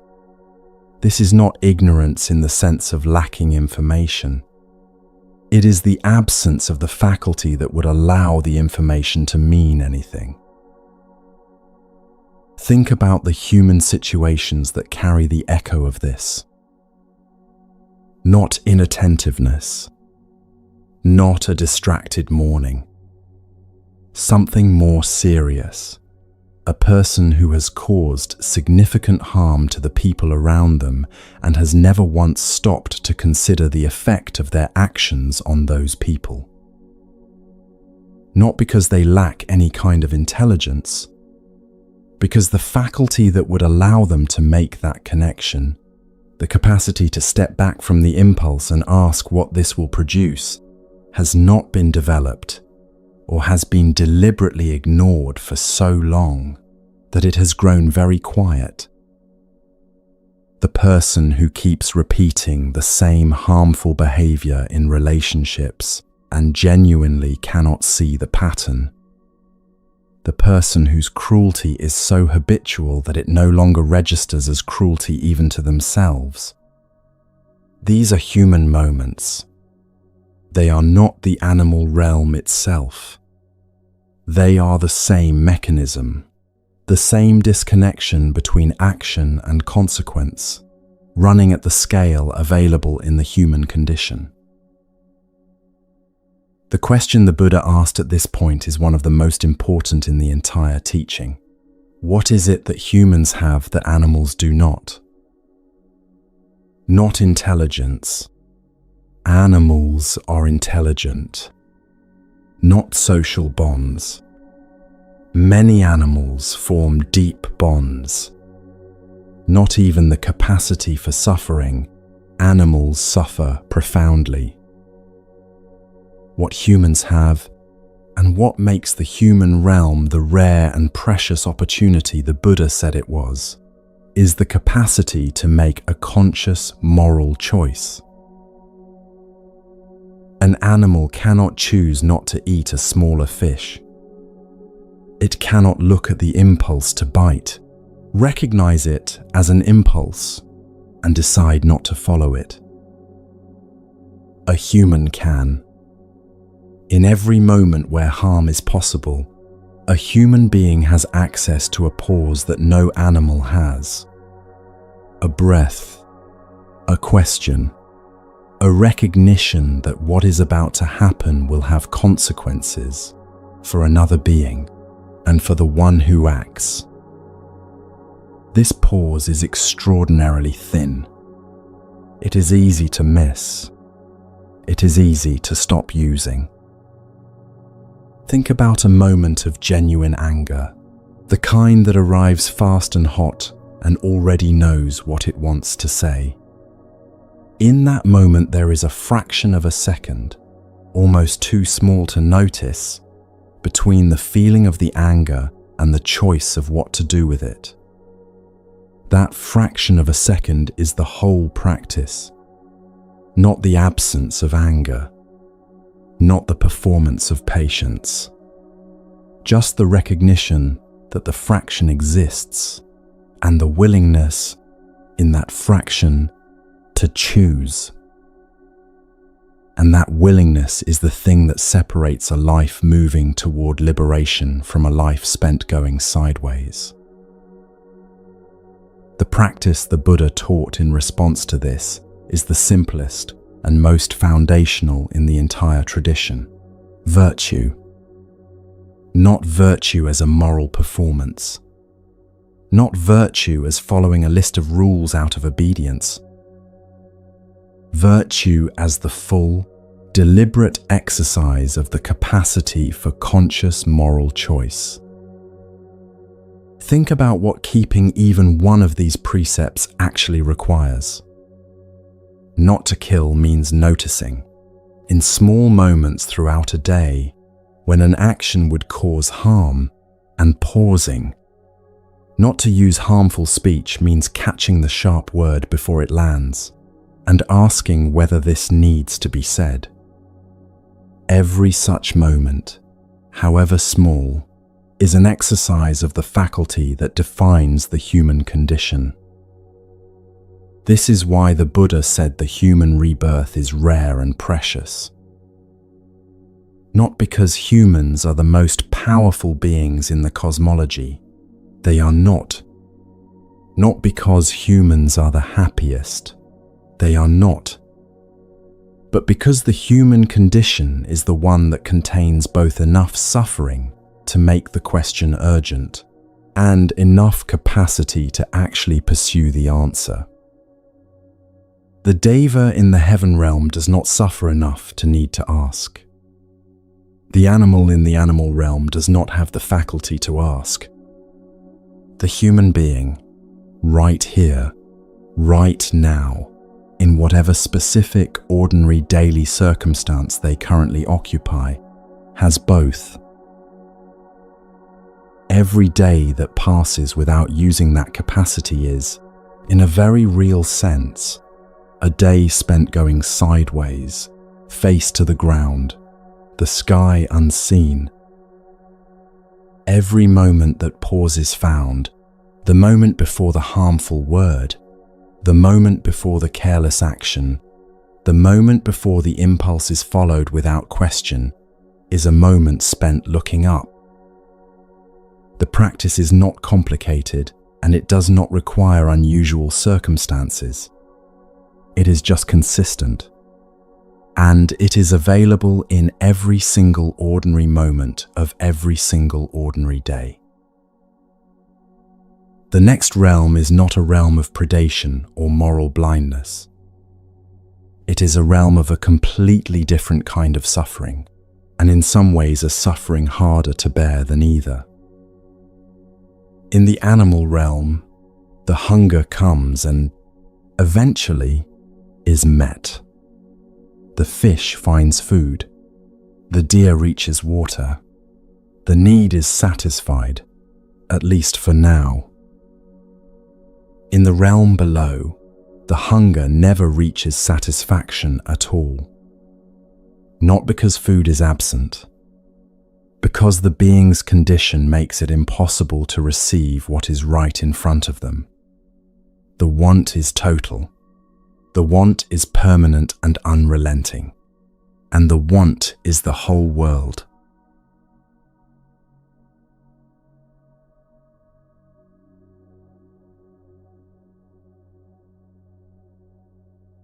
The old paintings show a body that does not make sense.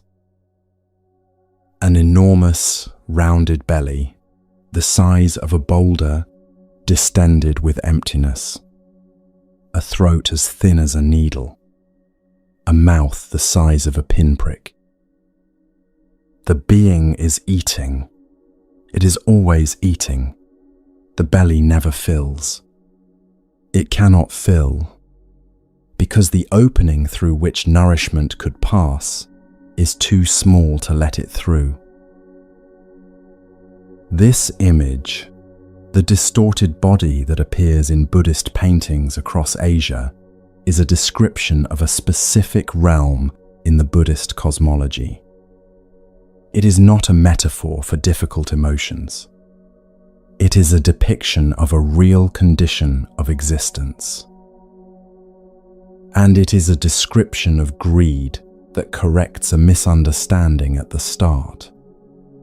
Greed implies a choice, a willingness, a decision to take more than one's share. The being in this painting is not greedy. It is thirsty. And thirst is different from greed the way a drought is different from a water bill. Thirst is a body in a condition, not a moral failure, not a character flaw. A condition of existence in which the hunger and the structural inability to be satisfied are the same thing, experienced simultaneously, without end. In the Buddhist cosmology, the hungry ghost realm is a real destination of consciousness. The beings there, called petas in the old texts, the departed ones, are described in specific detail across an entire collection of the Buddha's teachings devoted to them. These are not folk stories. The texts name the beings. They describe the specific actions across previous lives that produced their condition. And the pattern across case after case is remarkably consistent. One text describes a woman who, in a previous life, refused to share food even when she had plenty. Another describes a man who was generous to himself and no one else. A third describes someone who watched another person go hungry and felt nothing. Case by case, the stories are variations on the same pattern. Almost every being in the hungry ghost realm arrives there through the same karma: stinginess, the closed hand, the withheld meal, the person with resources who did not give them when giving was possible, the person who hoarded what they had while others had less. Think about what this reveals.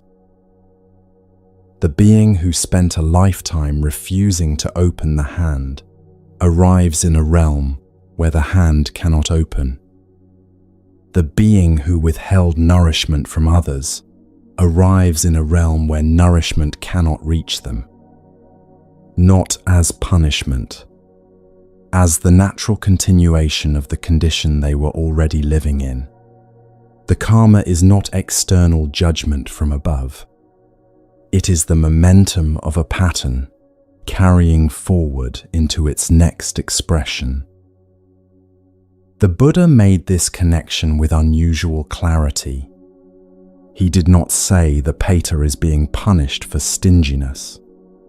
He said the pater is the stinginess, expressed in its next form, the condition having produced the corresponding realm, the way a seed produces its corresponding plant. The fruit is the same species as the seed. The Buddha identified the specific force driving this realm in the very first teaching he gave after awakening. In a deer park outside the city of Benares, he addressed his first 5 students and gave them the 4 noble truths. The second truth, the origin of suffering, has one word: thirst. Craving, the wanting that cannot stop wanting. And he was precise about its 3 shapes. not because he wanted to categorize suffering, because he knew that a condition that cannot be named cannot be seen, and a condition that cannot be seen cannot be worked with. Naming the three shapes of craving is the first step in understanding that the wanting is not you. It is a condition arising in you with a shape that can be described. The first shape is the most familiar, the thirst for pleasant experience, for the good feeling, the comfortable moment, the satisfying outcome, the experience that delivers what the wanting promises. Think about the moment a package arrives. Something ordered online, anticipated for several days. The package is in the hand. The object is real. And in the first 8 seconds, something happens that is very quiet and very reliable. The attention begins to move on, not toward the object, toward the next wanting. The object is already in the hand, and the wanting has already relocated. This is not a character flaw. It is the mechanical operation of craving. Craving is not satisfied by its object. It is temporarily interrupted by it, and then resumes. The second shape is the thirst for existence, the wanting to become more, to continue, to be further along, to accumulate a self that will finally feel complete. Not the wanting of a specific thing, but the wanting of a better version of the one who is wanting. The third shape is the thirst for non-existence, the wanting to escape, to disappear, to stop feeling what is currently being felt. The mind that desperately wants the discomfort to be over, the afternoon that needs to end, the situation that needs to stop. 3 shapes, 1 fire, and in the hungry ghost realm, that fire is the entire weather. The Dhammapada addresses this directly. Craving in an unawakened mind grows like a creeper. Feed it and it spreads. Cut 1 shoot and 3 more appear. The creeper does not need encouragement to grow. It needs only the absence of someone paying attention. Left to itself, in the right conditions, it will cover the entire garden. It will grow over the windows. It will pull at the walls. And the being living inside will gradually stop noticing the light is gone. The Buddha follows this image with a precise instruction. The one who has seen the arising and understood the root removes the creeper entirely, does not merely trim it back. Cutting 1 shoot is not the practice. The practice is going to the root, seeing what feeds the wanting, understanding that the wanting is not the same as the need. The image of the Peta body describes this with a precision that no abstraction can match. The belly is enormous because the wanting is enormous.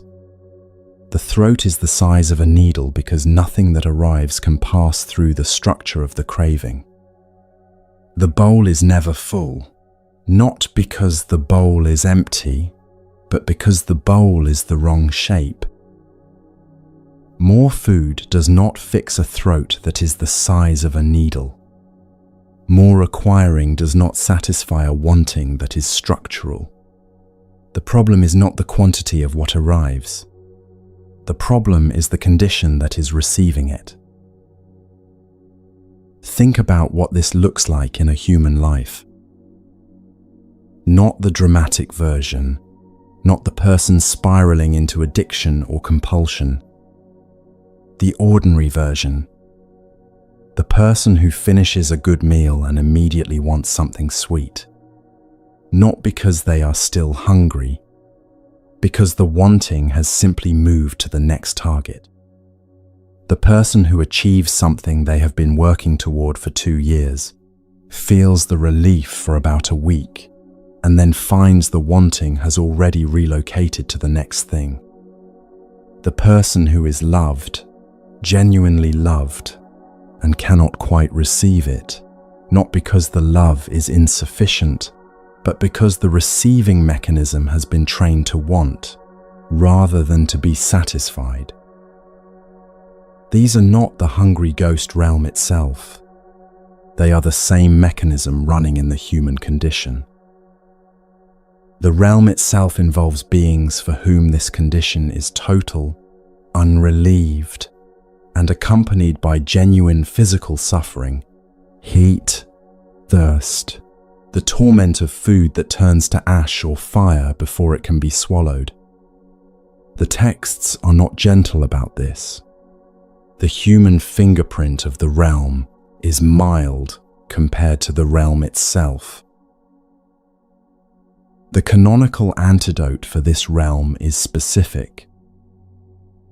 Not a meditation technique, not an attitude adjustment.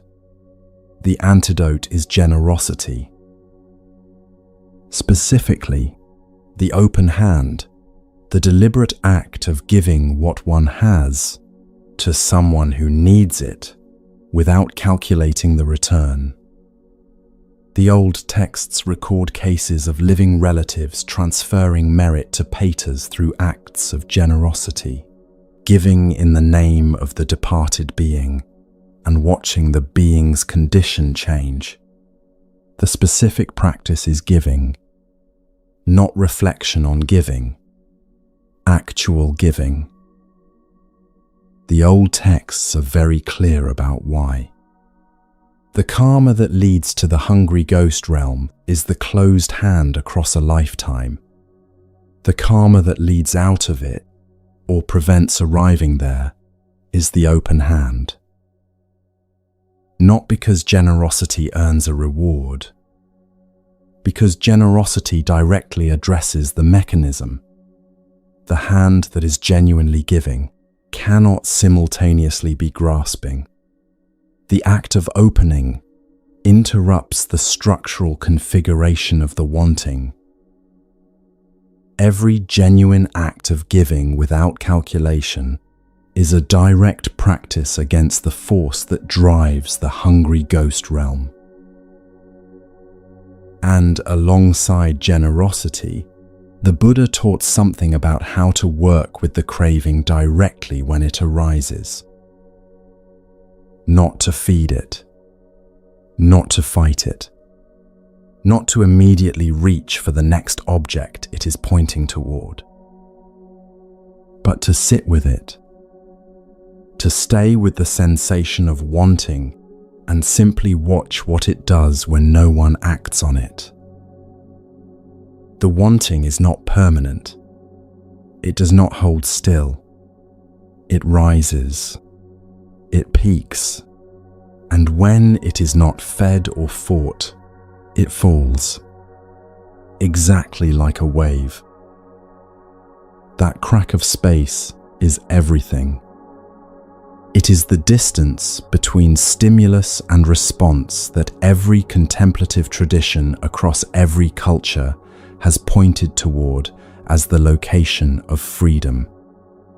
The Stoics called it the space between impression and assent.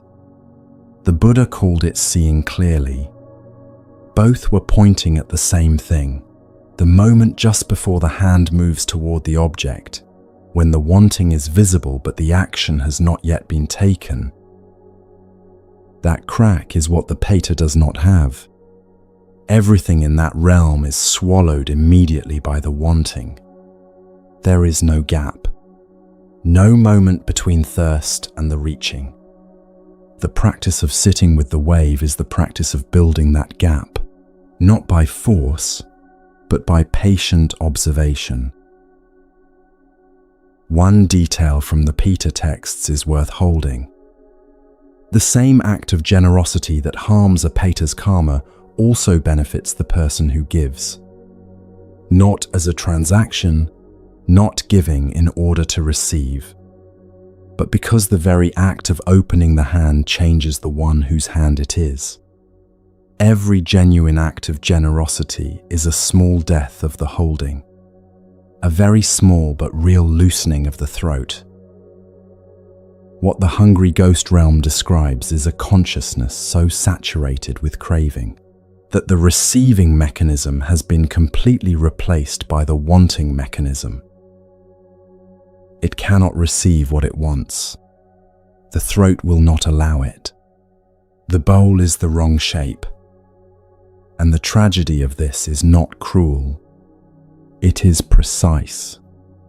It is the precise and exact continuation of a condition that was already being lived before the death that brought this consciousness here. The life was spent reaching. The realm is the reaching without the object ever arriving.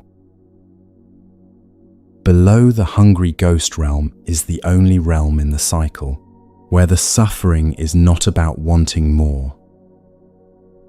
It is about what the wanting, misdirected and multiplied across many lifetimes, eventually produces. Not the hunger of the pater, not thirst, not the reaching that never satisfies. Something altogether and entirely different. Something the body knows and instinctively runs from, long before the mind has a word for it.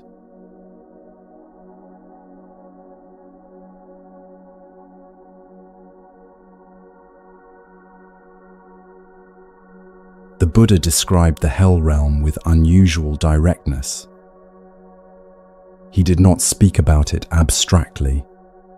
He gave his students specific images, specific questions, and a warning that every single human life already carries, in the form of 3 messengers that visit without announcement and leave without waiting for a response.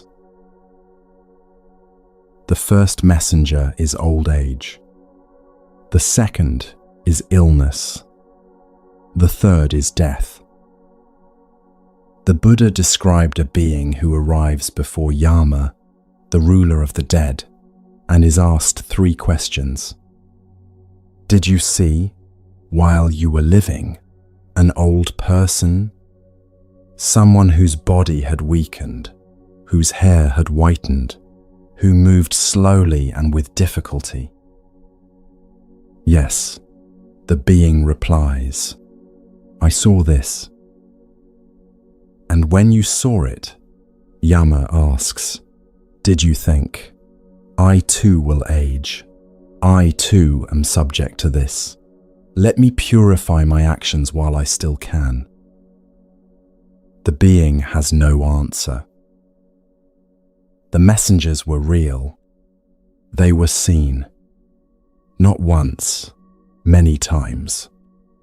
The sick body of a relative, the slow movement of an elderly stranger on the street, a coffin at a funeral attended years ago.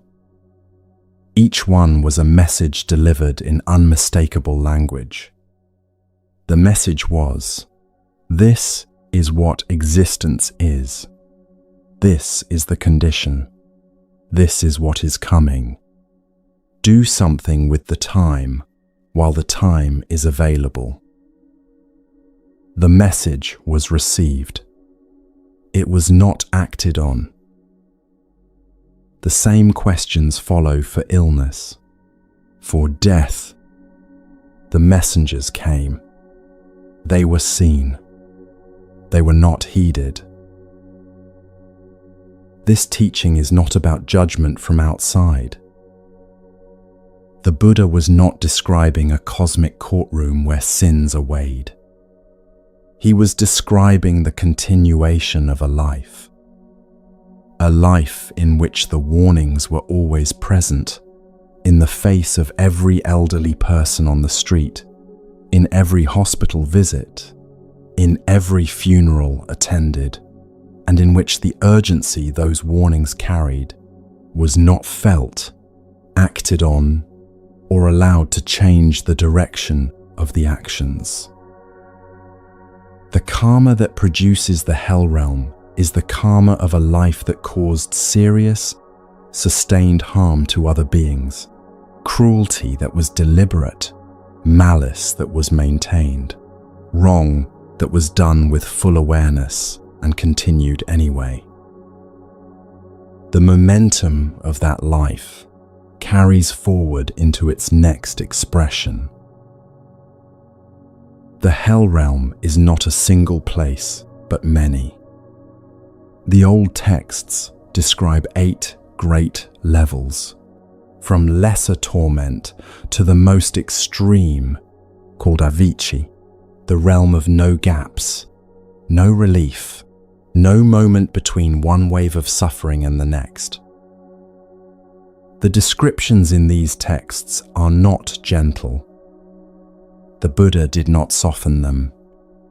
He described what sustained harmful action produces, with the same clarity he described everything else.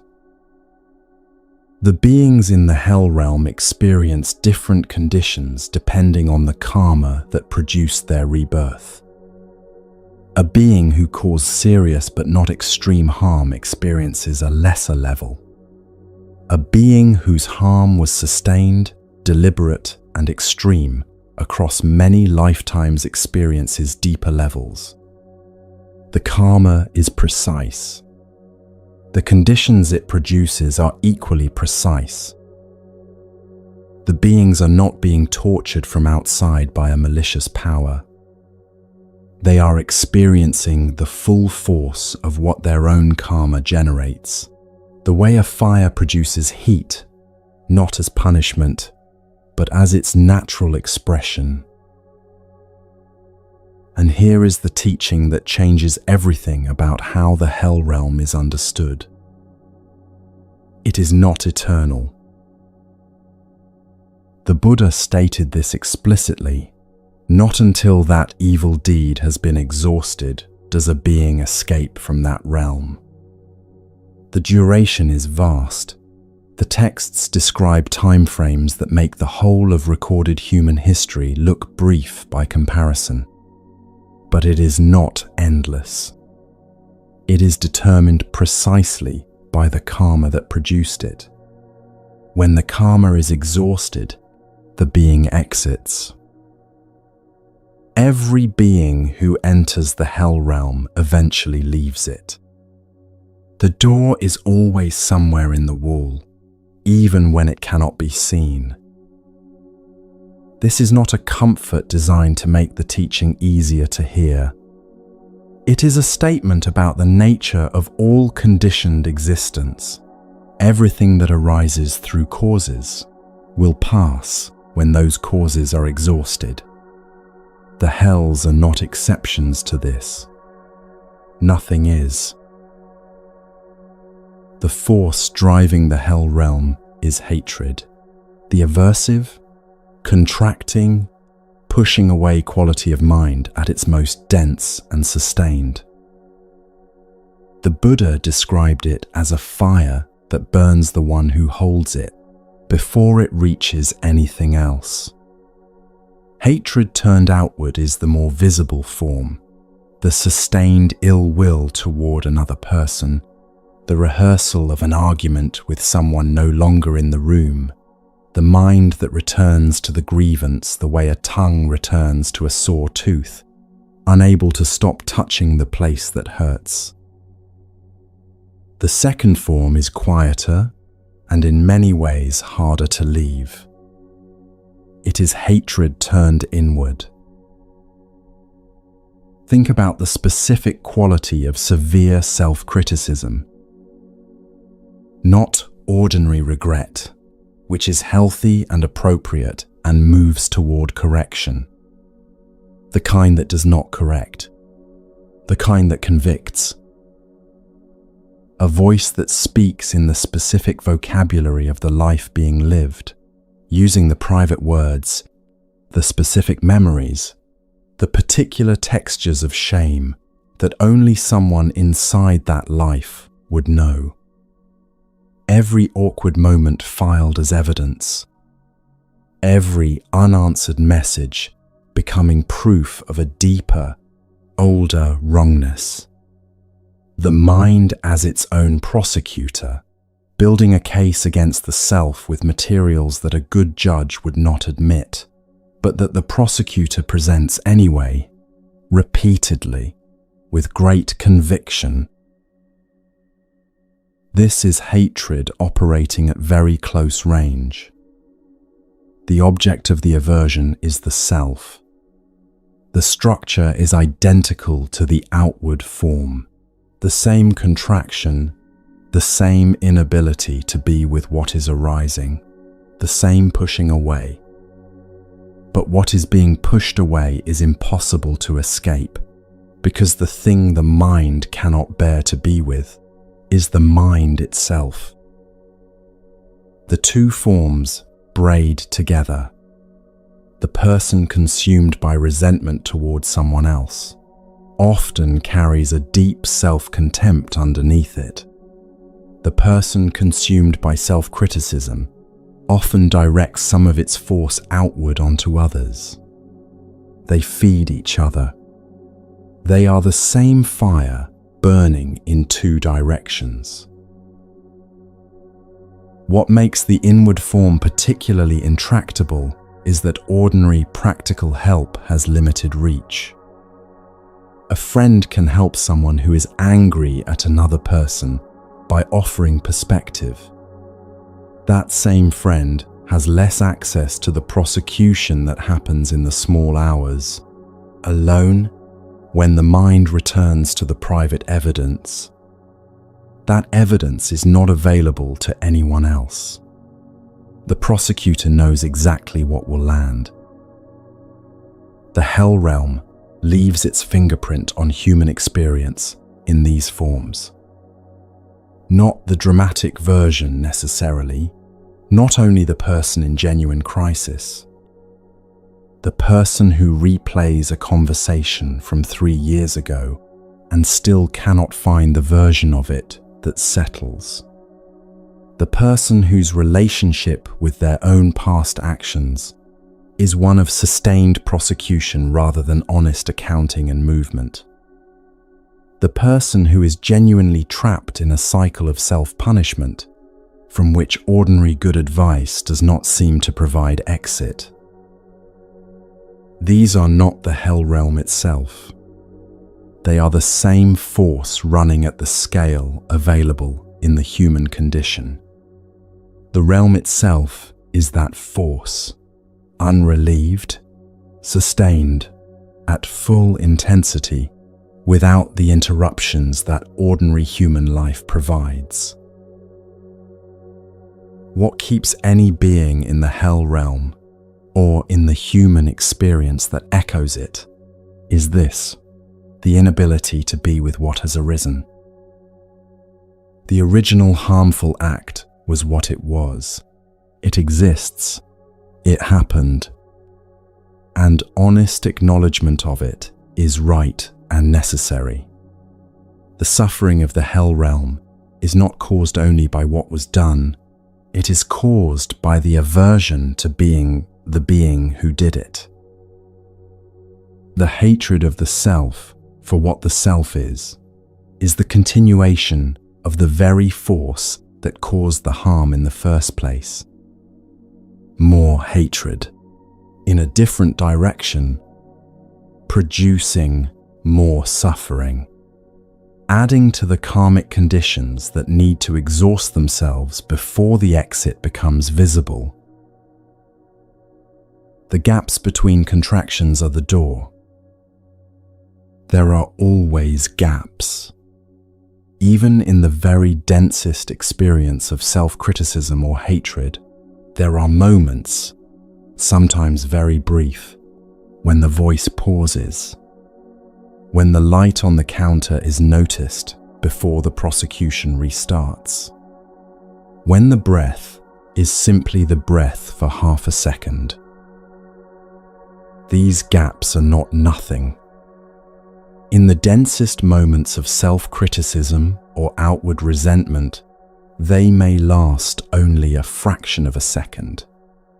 But they are real. They are what impermanence looks like from the inside of a very painful and dense state. They are the evidence that the state is not solid, not permanent, not the absolute final word. The Buddha's teaching that even the hell realm is impermanent is not theoretical comfort. It is a description of a specific quality that every conditioned state has. It arises through causes. It is sustained by causes, and when the causes thin, the state thins with them. The practice is not to force the gaps to widen.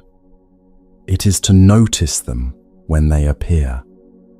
To be, in that half second, the one who noticed rather than the one who is prosecuted. That single quiet moment of noticing is the practice starting. One moment of not being fully inside the fire. The antidote the Buddha gave for the hell of aversion is loving kindness, and specifically, loving kindness directed toward oneself. The traditional practice begins with the simplest possible instruction. Say inwardly, "May I be well. May I be at ease. May I be free from suffering. May I be happy." Not as a performance, not as a denial of what has been done or felt, as a genuine offering from one part of the self to another. The quality of attention the Buddha pointed to here is the quality a good friend brings to someone they love who is in difficulty. Not the friend who says, "It is fine, you are fine, do not worry." The friend who says, "This is hard, I see that it is hard, and I am here, and I am not going anywhere, and I do not think less of you for it." That quality of presence, directed inward toward the being who is suffering, this is the specific counter to the aversion that drives this realm. You cannot simultaneously be a good friend to yourself and be prosecuting yourself. The two cannot coexist in the same moment. Loving kindness does not argue with the prosecutor. It simply occupies the same space.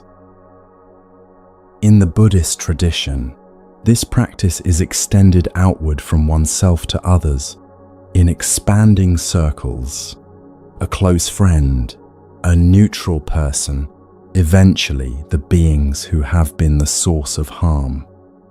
But it always begins with oneself, because a mind that cannot extend warmth toward itself cannot genuinely extend it outward. The practice begins at the closest point, and the closest point is the being who is doing the practice. The hell realm is the last of the 5 lower realms. Below it, there is nowhere lower to go. And having visited all 6, from the long comfort of the heaven realm to the unceasing suffering of this one, a question begins to form. Not how do I escape the worst of the 6? How does the wheel keep turning across all 6 of these conditions? What is the law that governs all of this, that turns good action into the heaven realm and sustained cruelty into this? That law has a name, and understanding it, not believing it, not accepting it on faith, but actually seeing how it operates in one's own experience, is what changes everything.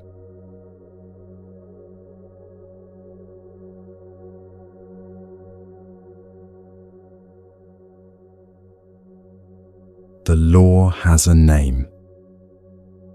In fact, it has two names because it describes the same mechanism operating at two different scales. At the scale of a single moment, it is called dependent origination, the chain of cause and condition through which each moment of suffering arises. At the scale of a lifetime and across lifetimes, it is called karma. And the Buddha's most precise statement about karma, given in a teaching specifically designed to cut through the confusion people already had about it in his time, is this: karma is intention, not the action. The intention behind the action, the direction the mind was leaning when the action happened. This is the statement that moves the weight of a life from the outside to the inside. Not what was done, but the quality of mind that was present when it was done. Two people can perform the same external action with entirely different karma. One person gives money to a stranger because genuine care arose in them. Another person gives money to a stranger while performing generosity for the benefit of an observer. The action looks identical from the outside. The karma is entirely different. What produces the karma is the intention, and the intention is internal, invisible, available only to the mind that holds it. This is also why two people caring for a sick relative, one from genuine love, one from reluctant obligation, are generating entirely different karma with the same action. The leaning is everything. The external action is simply the surface through which the leaning expresses itself. This is also the teaching that clarifies a widespread misunderstanding. Karma is not fate. It is not a cosmic ledger where past actions are stored and future outcomes are determined. The Buddha stated this explicitly and clearly. If everything a person experiences were the result of past karma, there would be no scope for practice.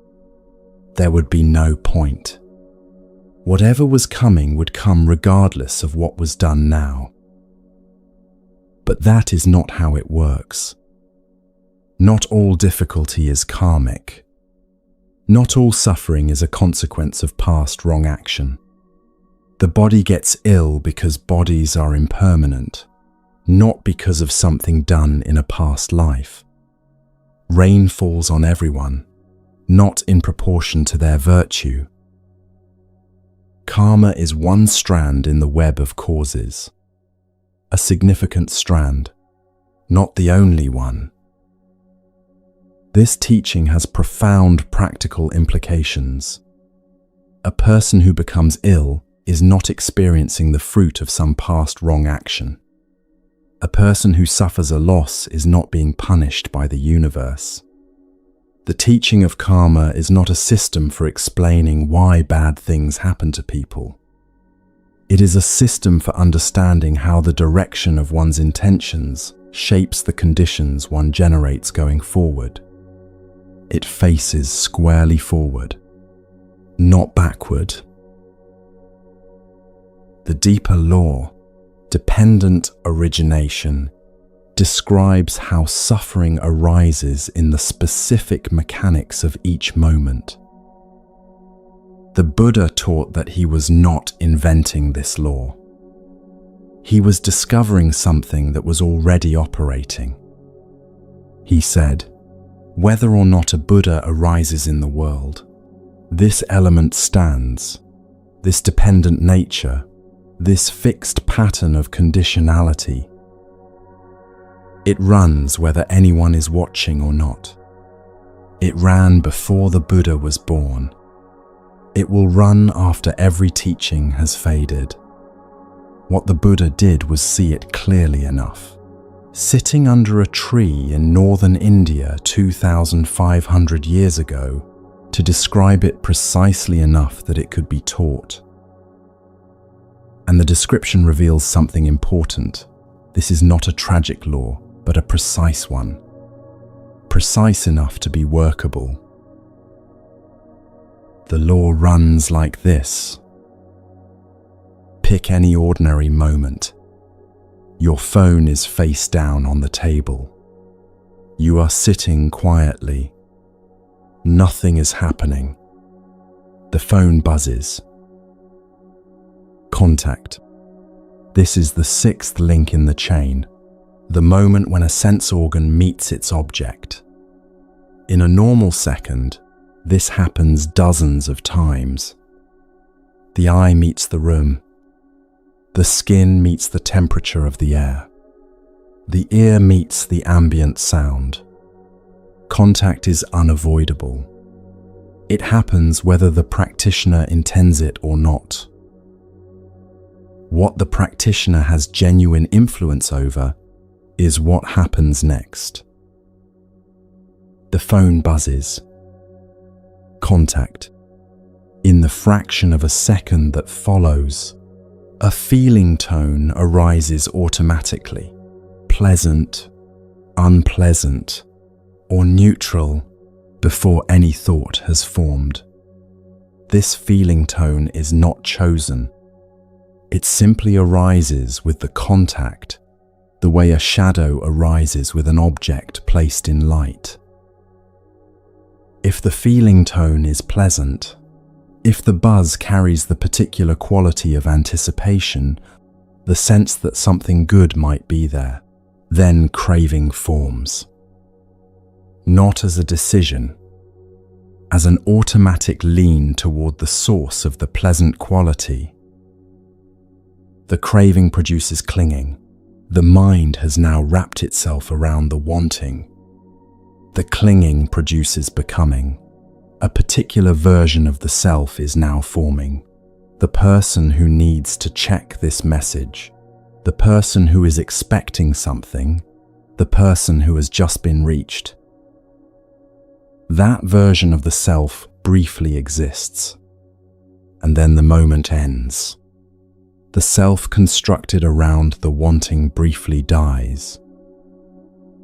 The whole sequence, contact, to feeling, to craving, to clinging, to becoming, to brief birth, to brief death, in 4 to 12 seconds, and this happens thousands of times a day. Every buzz, every notification, every encounter, every stimulus. Thousands of these microcycles running continuously, producing the texture of a life. Now hold this image steady and look at it carefully. Because something extraordinary is visible in it, if the looking is patient enough. Every link in the chain is conditioned. Every link needs the one before it in order to appear. Contact produces feeling tone. Feeling tone produces craving. Craving produces clinging. Clinging produces becoming. Each link is dependent on the previous one. Which means, if any link fails to arise, every link after it does not arise either. The whole chain for that moment ends. The suffering that was about to be produced simply does not arise. Not because it was fought or suppressed, because one condition was absent, and without that condition, the next link had nothing to build on. The intervention point the Buddha identified is between feeling tone and craving. The feeling tone is not the problem. The phone buzzes. A pleasant quality arises. That is simply contact producing its natural result. The problem, the moment where the chain can be broken, is when the pleasant quality is followed by the automatic lean toward it. When the feeling is not simply noticed and allowed to be what it is, but is instead reached for. The practice the Buddha taught at this specific point is this. Notice the feeling tone. Know it as pleasant or unpleasant or neutral. And in that noticing, do not immediately follow where the feeling is pointing.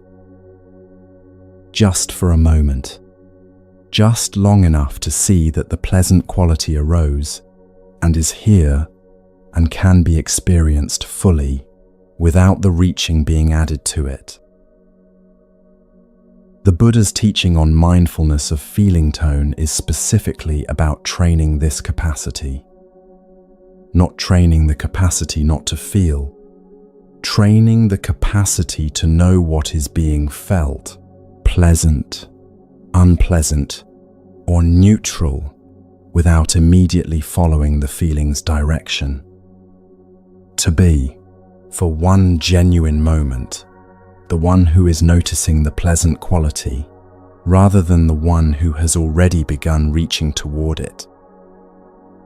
This sounds small. It is not small.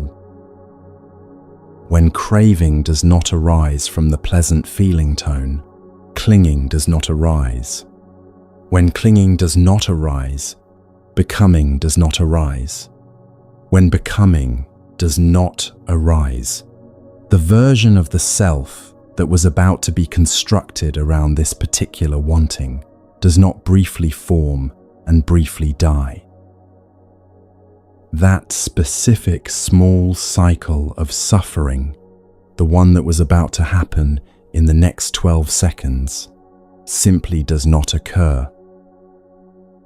Multiply this by the thousands of cycles that run in a day, and the teaching becomes visible not as an abstract philosophy, but as a direct, practical, moment-by-moment technology. The Buddha was careful to describe this in both directions. The forward direction is the chain of arising, this being present that arises. Contact produces feeling. Feeling produces craving. Craving produces suffering. Both directions describe the same underlying law. Forward, it produces suffering. Backward, it produces liberation. The Buddha described the cessation of suffering not as the appearance of something new, but as the non-arising of something that would otherwise have arisen.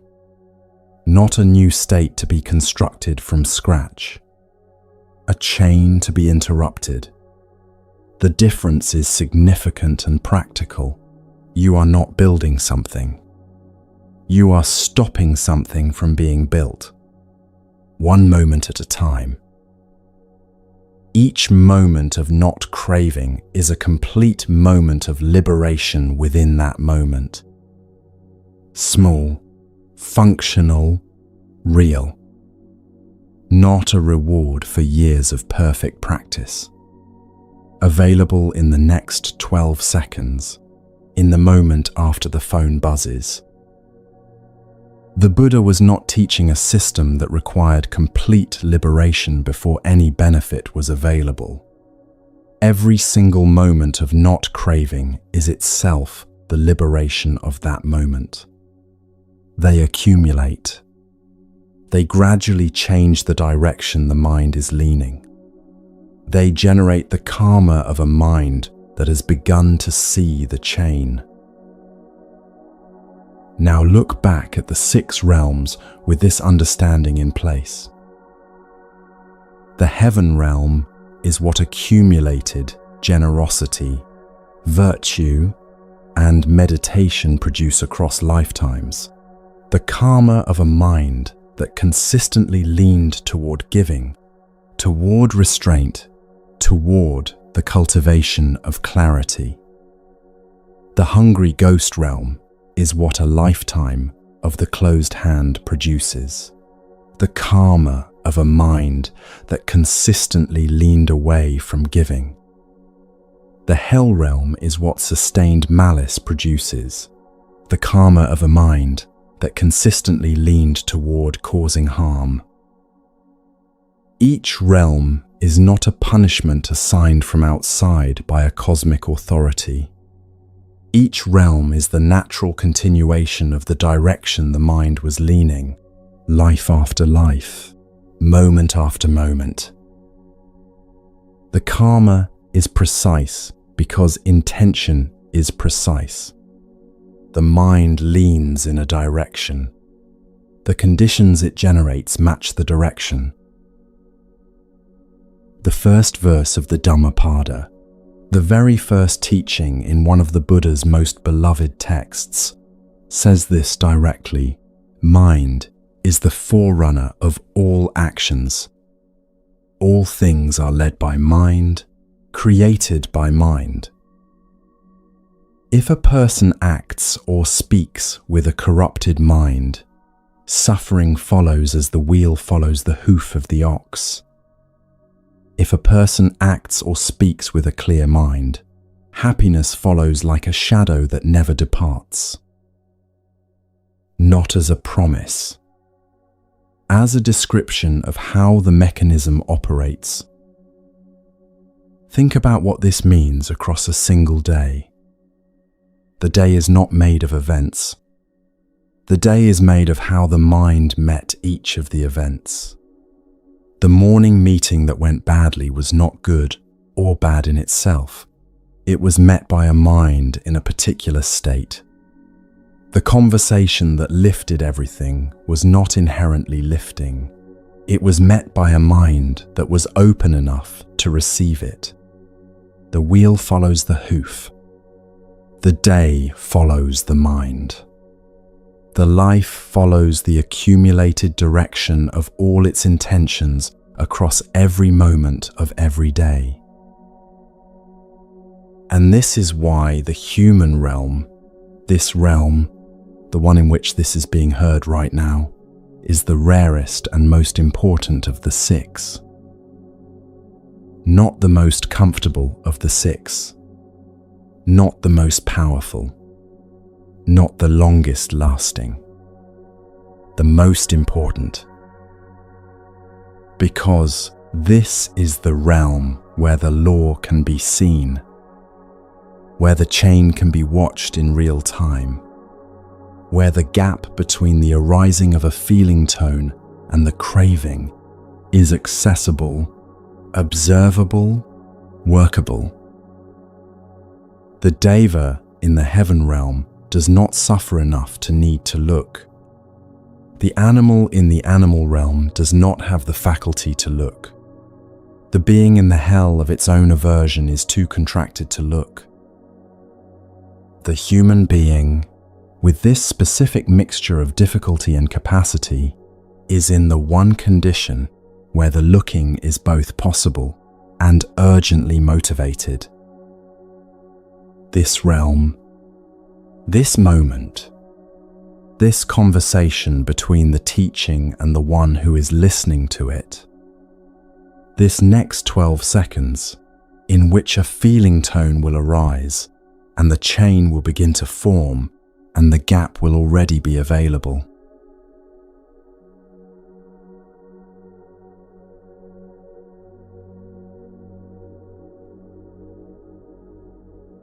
The Buddha told a story that begins with a blind turtle. Imagine a vast ocean, not a lake, not a sea, an ocean so large that if you stood on one shore, the other shore would not exist for you. Now imagine that floating somewhere on the surface of this ocean is a single wooden yoke, a ring roughly the size of a head, with a single hole in it.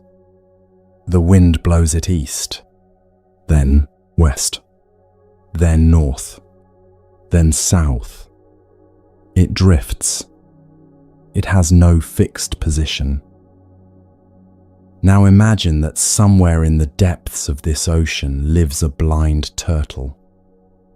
Once every 100 years, this turtle rises to the surface to take a single breath, and then returns to the depths.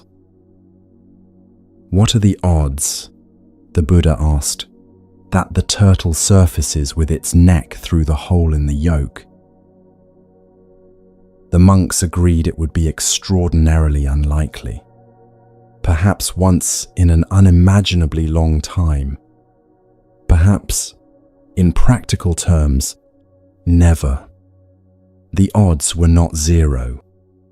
They were so small that for all the purposes of a mind that reasons in human timeframes, they approached zero. The Buddha said, "The odds of a being who has sunk to the lower realms regaining human birth are lower than that." This is not a teaching designed to make the listener feel special. It is a teaching designed to produce a very specific change in orientation. When someone truly understands the blind turtle simile, not as a pleasant metaphor, but as the Buddha's description of actual probability, something shifts in how they relate to their own life. Not pride, not superiority over other beings. Something more like the feeling a traveler has when they realize they are standing in a place they were unlikely ever to reach. The appropriate response is not to stand and admire the view. It is to look around with full attention and understand exactly where they are. The human realm is not the highest realm in the Buddhist cosmology. The devas of the heaven realm are higher. They are more beautiful, more powerful, longer lived. And yet the Buddha taught that the human realm is specifically more valuable for liberation than any of the realms above it. Not more comfortable, more valuable. The Deva realm is too comfortable. The urgency that makes the question necessary dissolves inside the ease. The realm of the jealous gods is too competitive. The mind is entirely directed toward conflict and reclaiming position. The animal realm is too foggy. The faculty that makes reflection possible is not available. The hungry ghost realm is too consuming. The wanting leaves no room for investigation. The hell realm is too loud. The contraction is too dense to allow the question to form. Only in the human realm does a mind meet enough suffering that the question arises at all, and enough freedom that the question can actually be looked at. The Buddha described this balance directly. He said that beings in the lower realms have too much suffering to practice. They are entirely consumed by their condition. And beings in the comfortable realms above have too much pleasure to practice. The conditions are not pressing them toward the question. The human condition is the specific middle ground where both elements are present at once. The suffering is real enough that it cannot be permanently ignored. The freedom is real enough that something can be done with the awareness it generates. This is not an accident of position. The specific and precise calibration that makes liberation possible.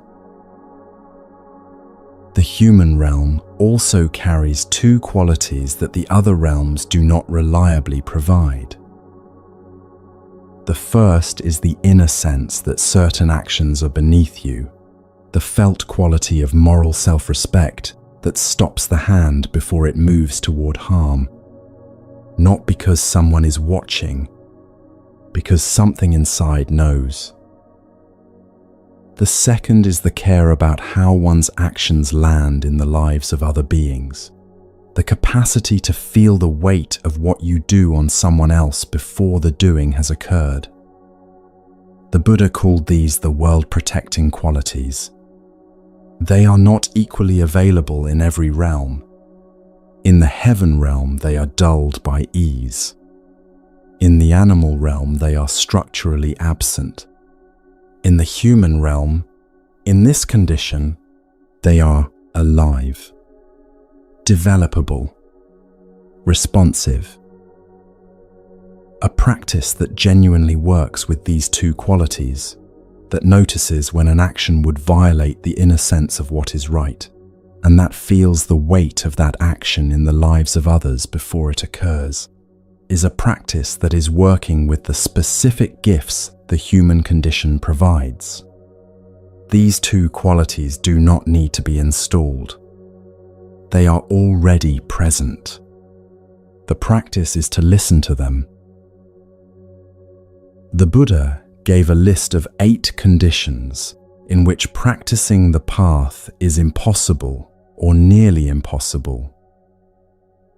Birth in a hell realm, birth as an animal, birth as a hungry ghost, birth in a long-lived deva realm where comfort has dissolved all urgency, birth in a remote region with no access to the teaching, birth with views that deny causality entirely, birth without the faculty of wisdom, and a time when no Buddha has arisen in the world. You are in none of these 8. Sit with that for a moment. The first 4 conditions on the list are the 4 lower realms described earlier in this teaching, the very realms that the turtle would have to escape before regaining human birth. The 5th and 6th describe human births where the teaching either never arrives or is actively rejected. The 7th describes a human birth where the capacity to understand simply is not available. The 8th describes a time in the history of the cosmos when no Buddha has arisen and no path has been laid. These are not theoretical conditions. Across vast stretches of time, most conscious beings experience most of these. You were born in a human body, in a time when a teaching exists, in conditions that gave you access to it, with the capacity to understand what is being said, and with the faculty of conscience intact and responsive. The probability of all of these conditions being simultaneously true is, as the turtle simile suggests, vanishingly small. And yet here they are. All 8 doors that could have been closed are open. Think about the chain of conditions that had to hold together for this specific listening to occur. Parents whose meeting was contingent on an unbroken sequence of prior meetings, stretching back through families and migrations and wars and recoveries. Languages that survived the deaths of the civilizations that produced them. Teachings that were memorized and passed on across burning monasteries and collapsing trade routes and centuries of political hostility to the very ideas they contained. A recording technology that did not exist 50 years ago. A specific pairing of this teaching and this pair of ears on this specific evening. The chain of dependent conditions that produce this moment is longer than can be traced. It runs back further than any individual history, and it delivered this hearing, this contact with the teaching, this opportunity. The Buddha described hearing the teaching as among the rarest events in the cosmological history of a being. Not because teachings are rare in the human world. In this age they are, by historical standards, unusually available, but because the specific combination of conditions required for the teaching to actually be heard, not merely encountered, involves the hearer, the teaching, and the specific quality of readiness meeting in the same moment. The Four Noble Truths are most visible in the human condition. Not because humans suffer more than beings in the lower realms. They do not. But because human suffering is varied enough, reflective enough, and intermittent enough that the pattern becomes visible. The first truth, that suffering is a genuine feature of conditioned existence, not an aberration to be fixed or avoided, arrives in a human life, in forms clear enough to be recognized. The third truth, that the suffering has a cessation, that the chain can be interrupted, that the gap between feeling and craving is accessible, is available here in the space between any two thoughts.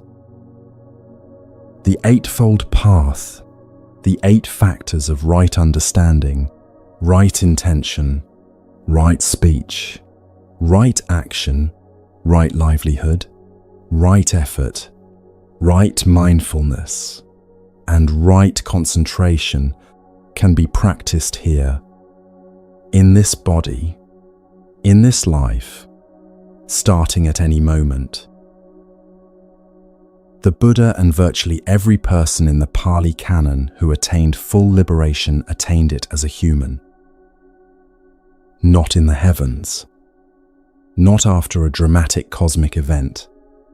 In ordinary bodies, with ordinary histories, in ordinary circumstances, while practicing what is available in the human condition. The cycle of samsara does not end in the heaven realm. It does not end in any of the 6 realms above or below, except this one. It ends here, in this body, in this kind of life, in exactly this mixture of ease and difficulty and access and urgency that the human condition provides.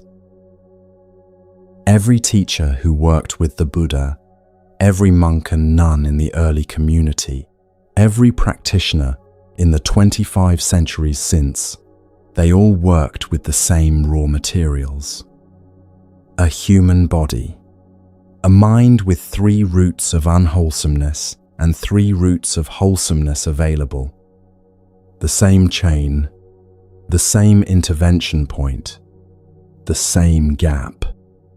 Nothing new needs to be acquired. The equipment is already in place. And this is where the teaching arrives at a very practical place. Do not wait for a better life to begin. The teaching the Buddha gave throughout his 45 years of teaching comes to the same point repeatedly. Death is uncertain. The time of death is uncertain, and the conditions you currently have will not always be available. This is not meant to produce anxiety.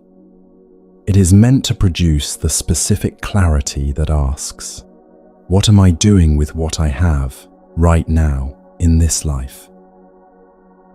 The life you have is the one the turtle surfaced into. The yolk was there. The neck found the hole. The deeply improbable thing happened. Somewhere in that vast ocean, the improbable thing has occurred. The gap between the turtle's neck and the hole in the yolk is real and open, not a metaphor. This hearing, this moment, this breath. And now the turtle is breathing. What the turtle does with the breath is the only question that remains. The Buddha did not teach this urgency to produce fear. He taught it because he had seen what was possible and knew that the specific conditions for it would not always be present. A person who understands the rarity of the human birth does not panic. They focus. Not frantically, with the specific clarity of someone who knows what they have and is no longer uncertain what to do with it. The foundation stone is intention.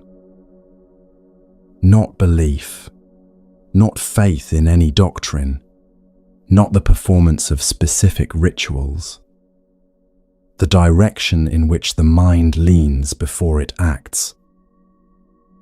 This is both the simplest and the most radical statement in the entire teaching. Not beliefs, not rituals, not the accumulation of knowledge about the doctrine. The direction in which the mind leans before it acts. Everything else in the teaching is built on this one recognition. Virtue is right intention expressed through action. Meditation is right intention expressed as attention. Wisdom is right intention discovering what the mind is actually doing. The karma of a life is assembled entirely from these leanings, moment by moment, contact by contact, response by response. The life that produces the conditions for liberation is simply a life in which the leanings have been, more and more often, in the direction of clarity, generosity, and the willingness to see the chain as it is running. This does not require perfection. It does not require a completely reformed character before the first step can be taken.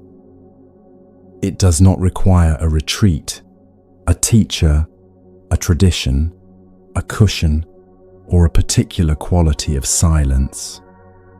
The Buddha taught people in the middle of their lives. Merchants, farmers, kings, people with children and debts and complicated relationships and bodies that hurt. He did not ask them to first simplify their circumstances. He pointed to the gap available in the specific circumstances they already had. The circumstances were always sufficient. They had always been sufficient. It requires only the next moment. The door is always the next moment. It was always the next moment.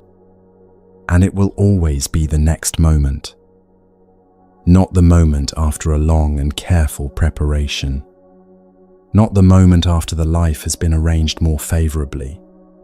This next moment, in this body, with this history, with this very specific mixture of clarity and confusion that constitutes the mind currently hearing these words. The next contact will bring a feeling tone. The feeling tone will incline toward craving.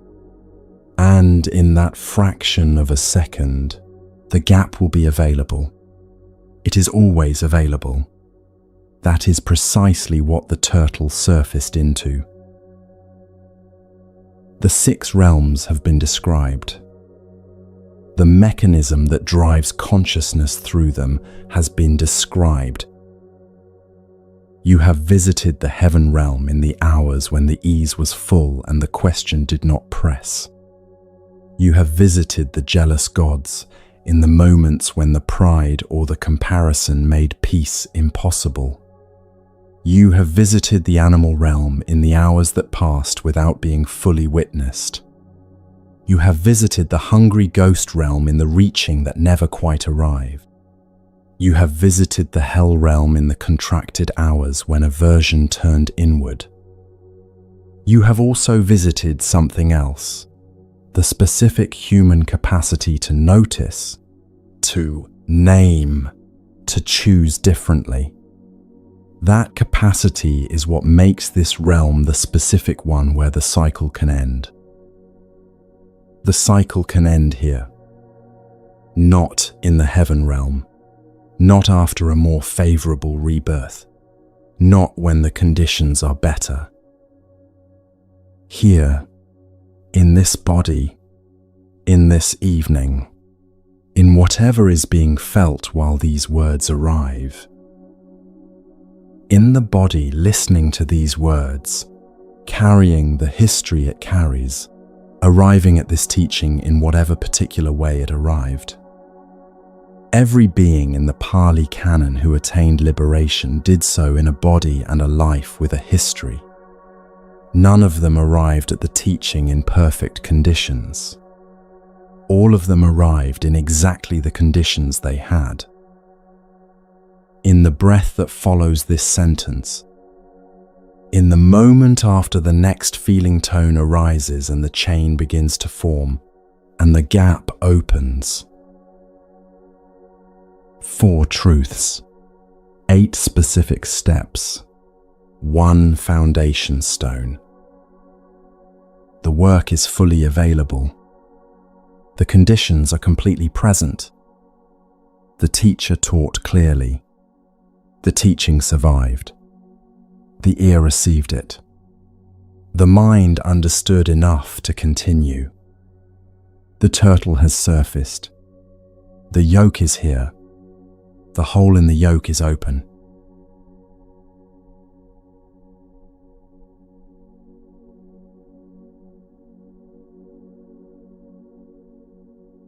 You have just spent several hours sitting with a 2,500-year-old map. The map shows where the wheel goes, all 6 directions, and why it goes there, and what each place feels like from the inside, and what can be done from inside each one. Tomorrow morning you will wake up. Some version of the wheel will already be turning. Maybe it will be an easy morning. The comfortable hour, the good coffee, the light coming in. Maybe it will be something harder. Maybe the phone will buzz and a familiar tightening will begin in the chest before a single thought has formed and you will recognize it. Either way, the map is with you now.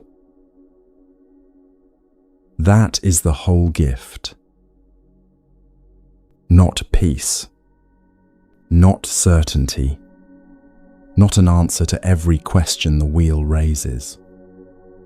A map. And a map does one very specific thing. It tells you where you are, which means you are no longer completely lost in the territory, even when the territory is difficult. You know what this room is. You know what produces it. You know what the practice is. One noticing, one breath, one small choice about the direction of the next moment. That is enough.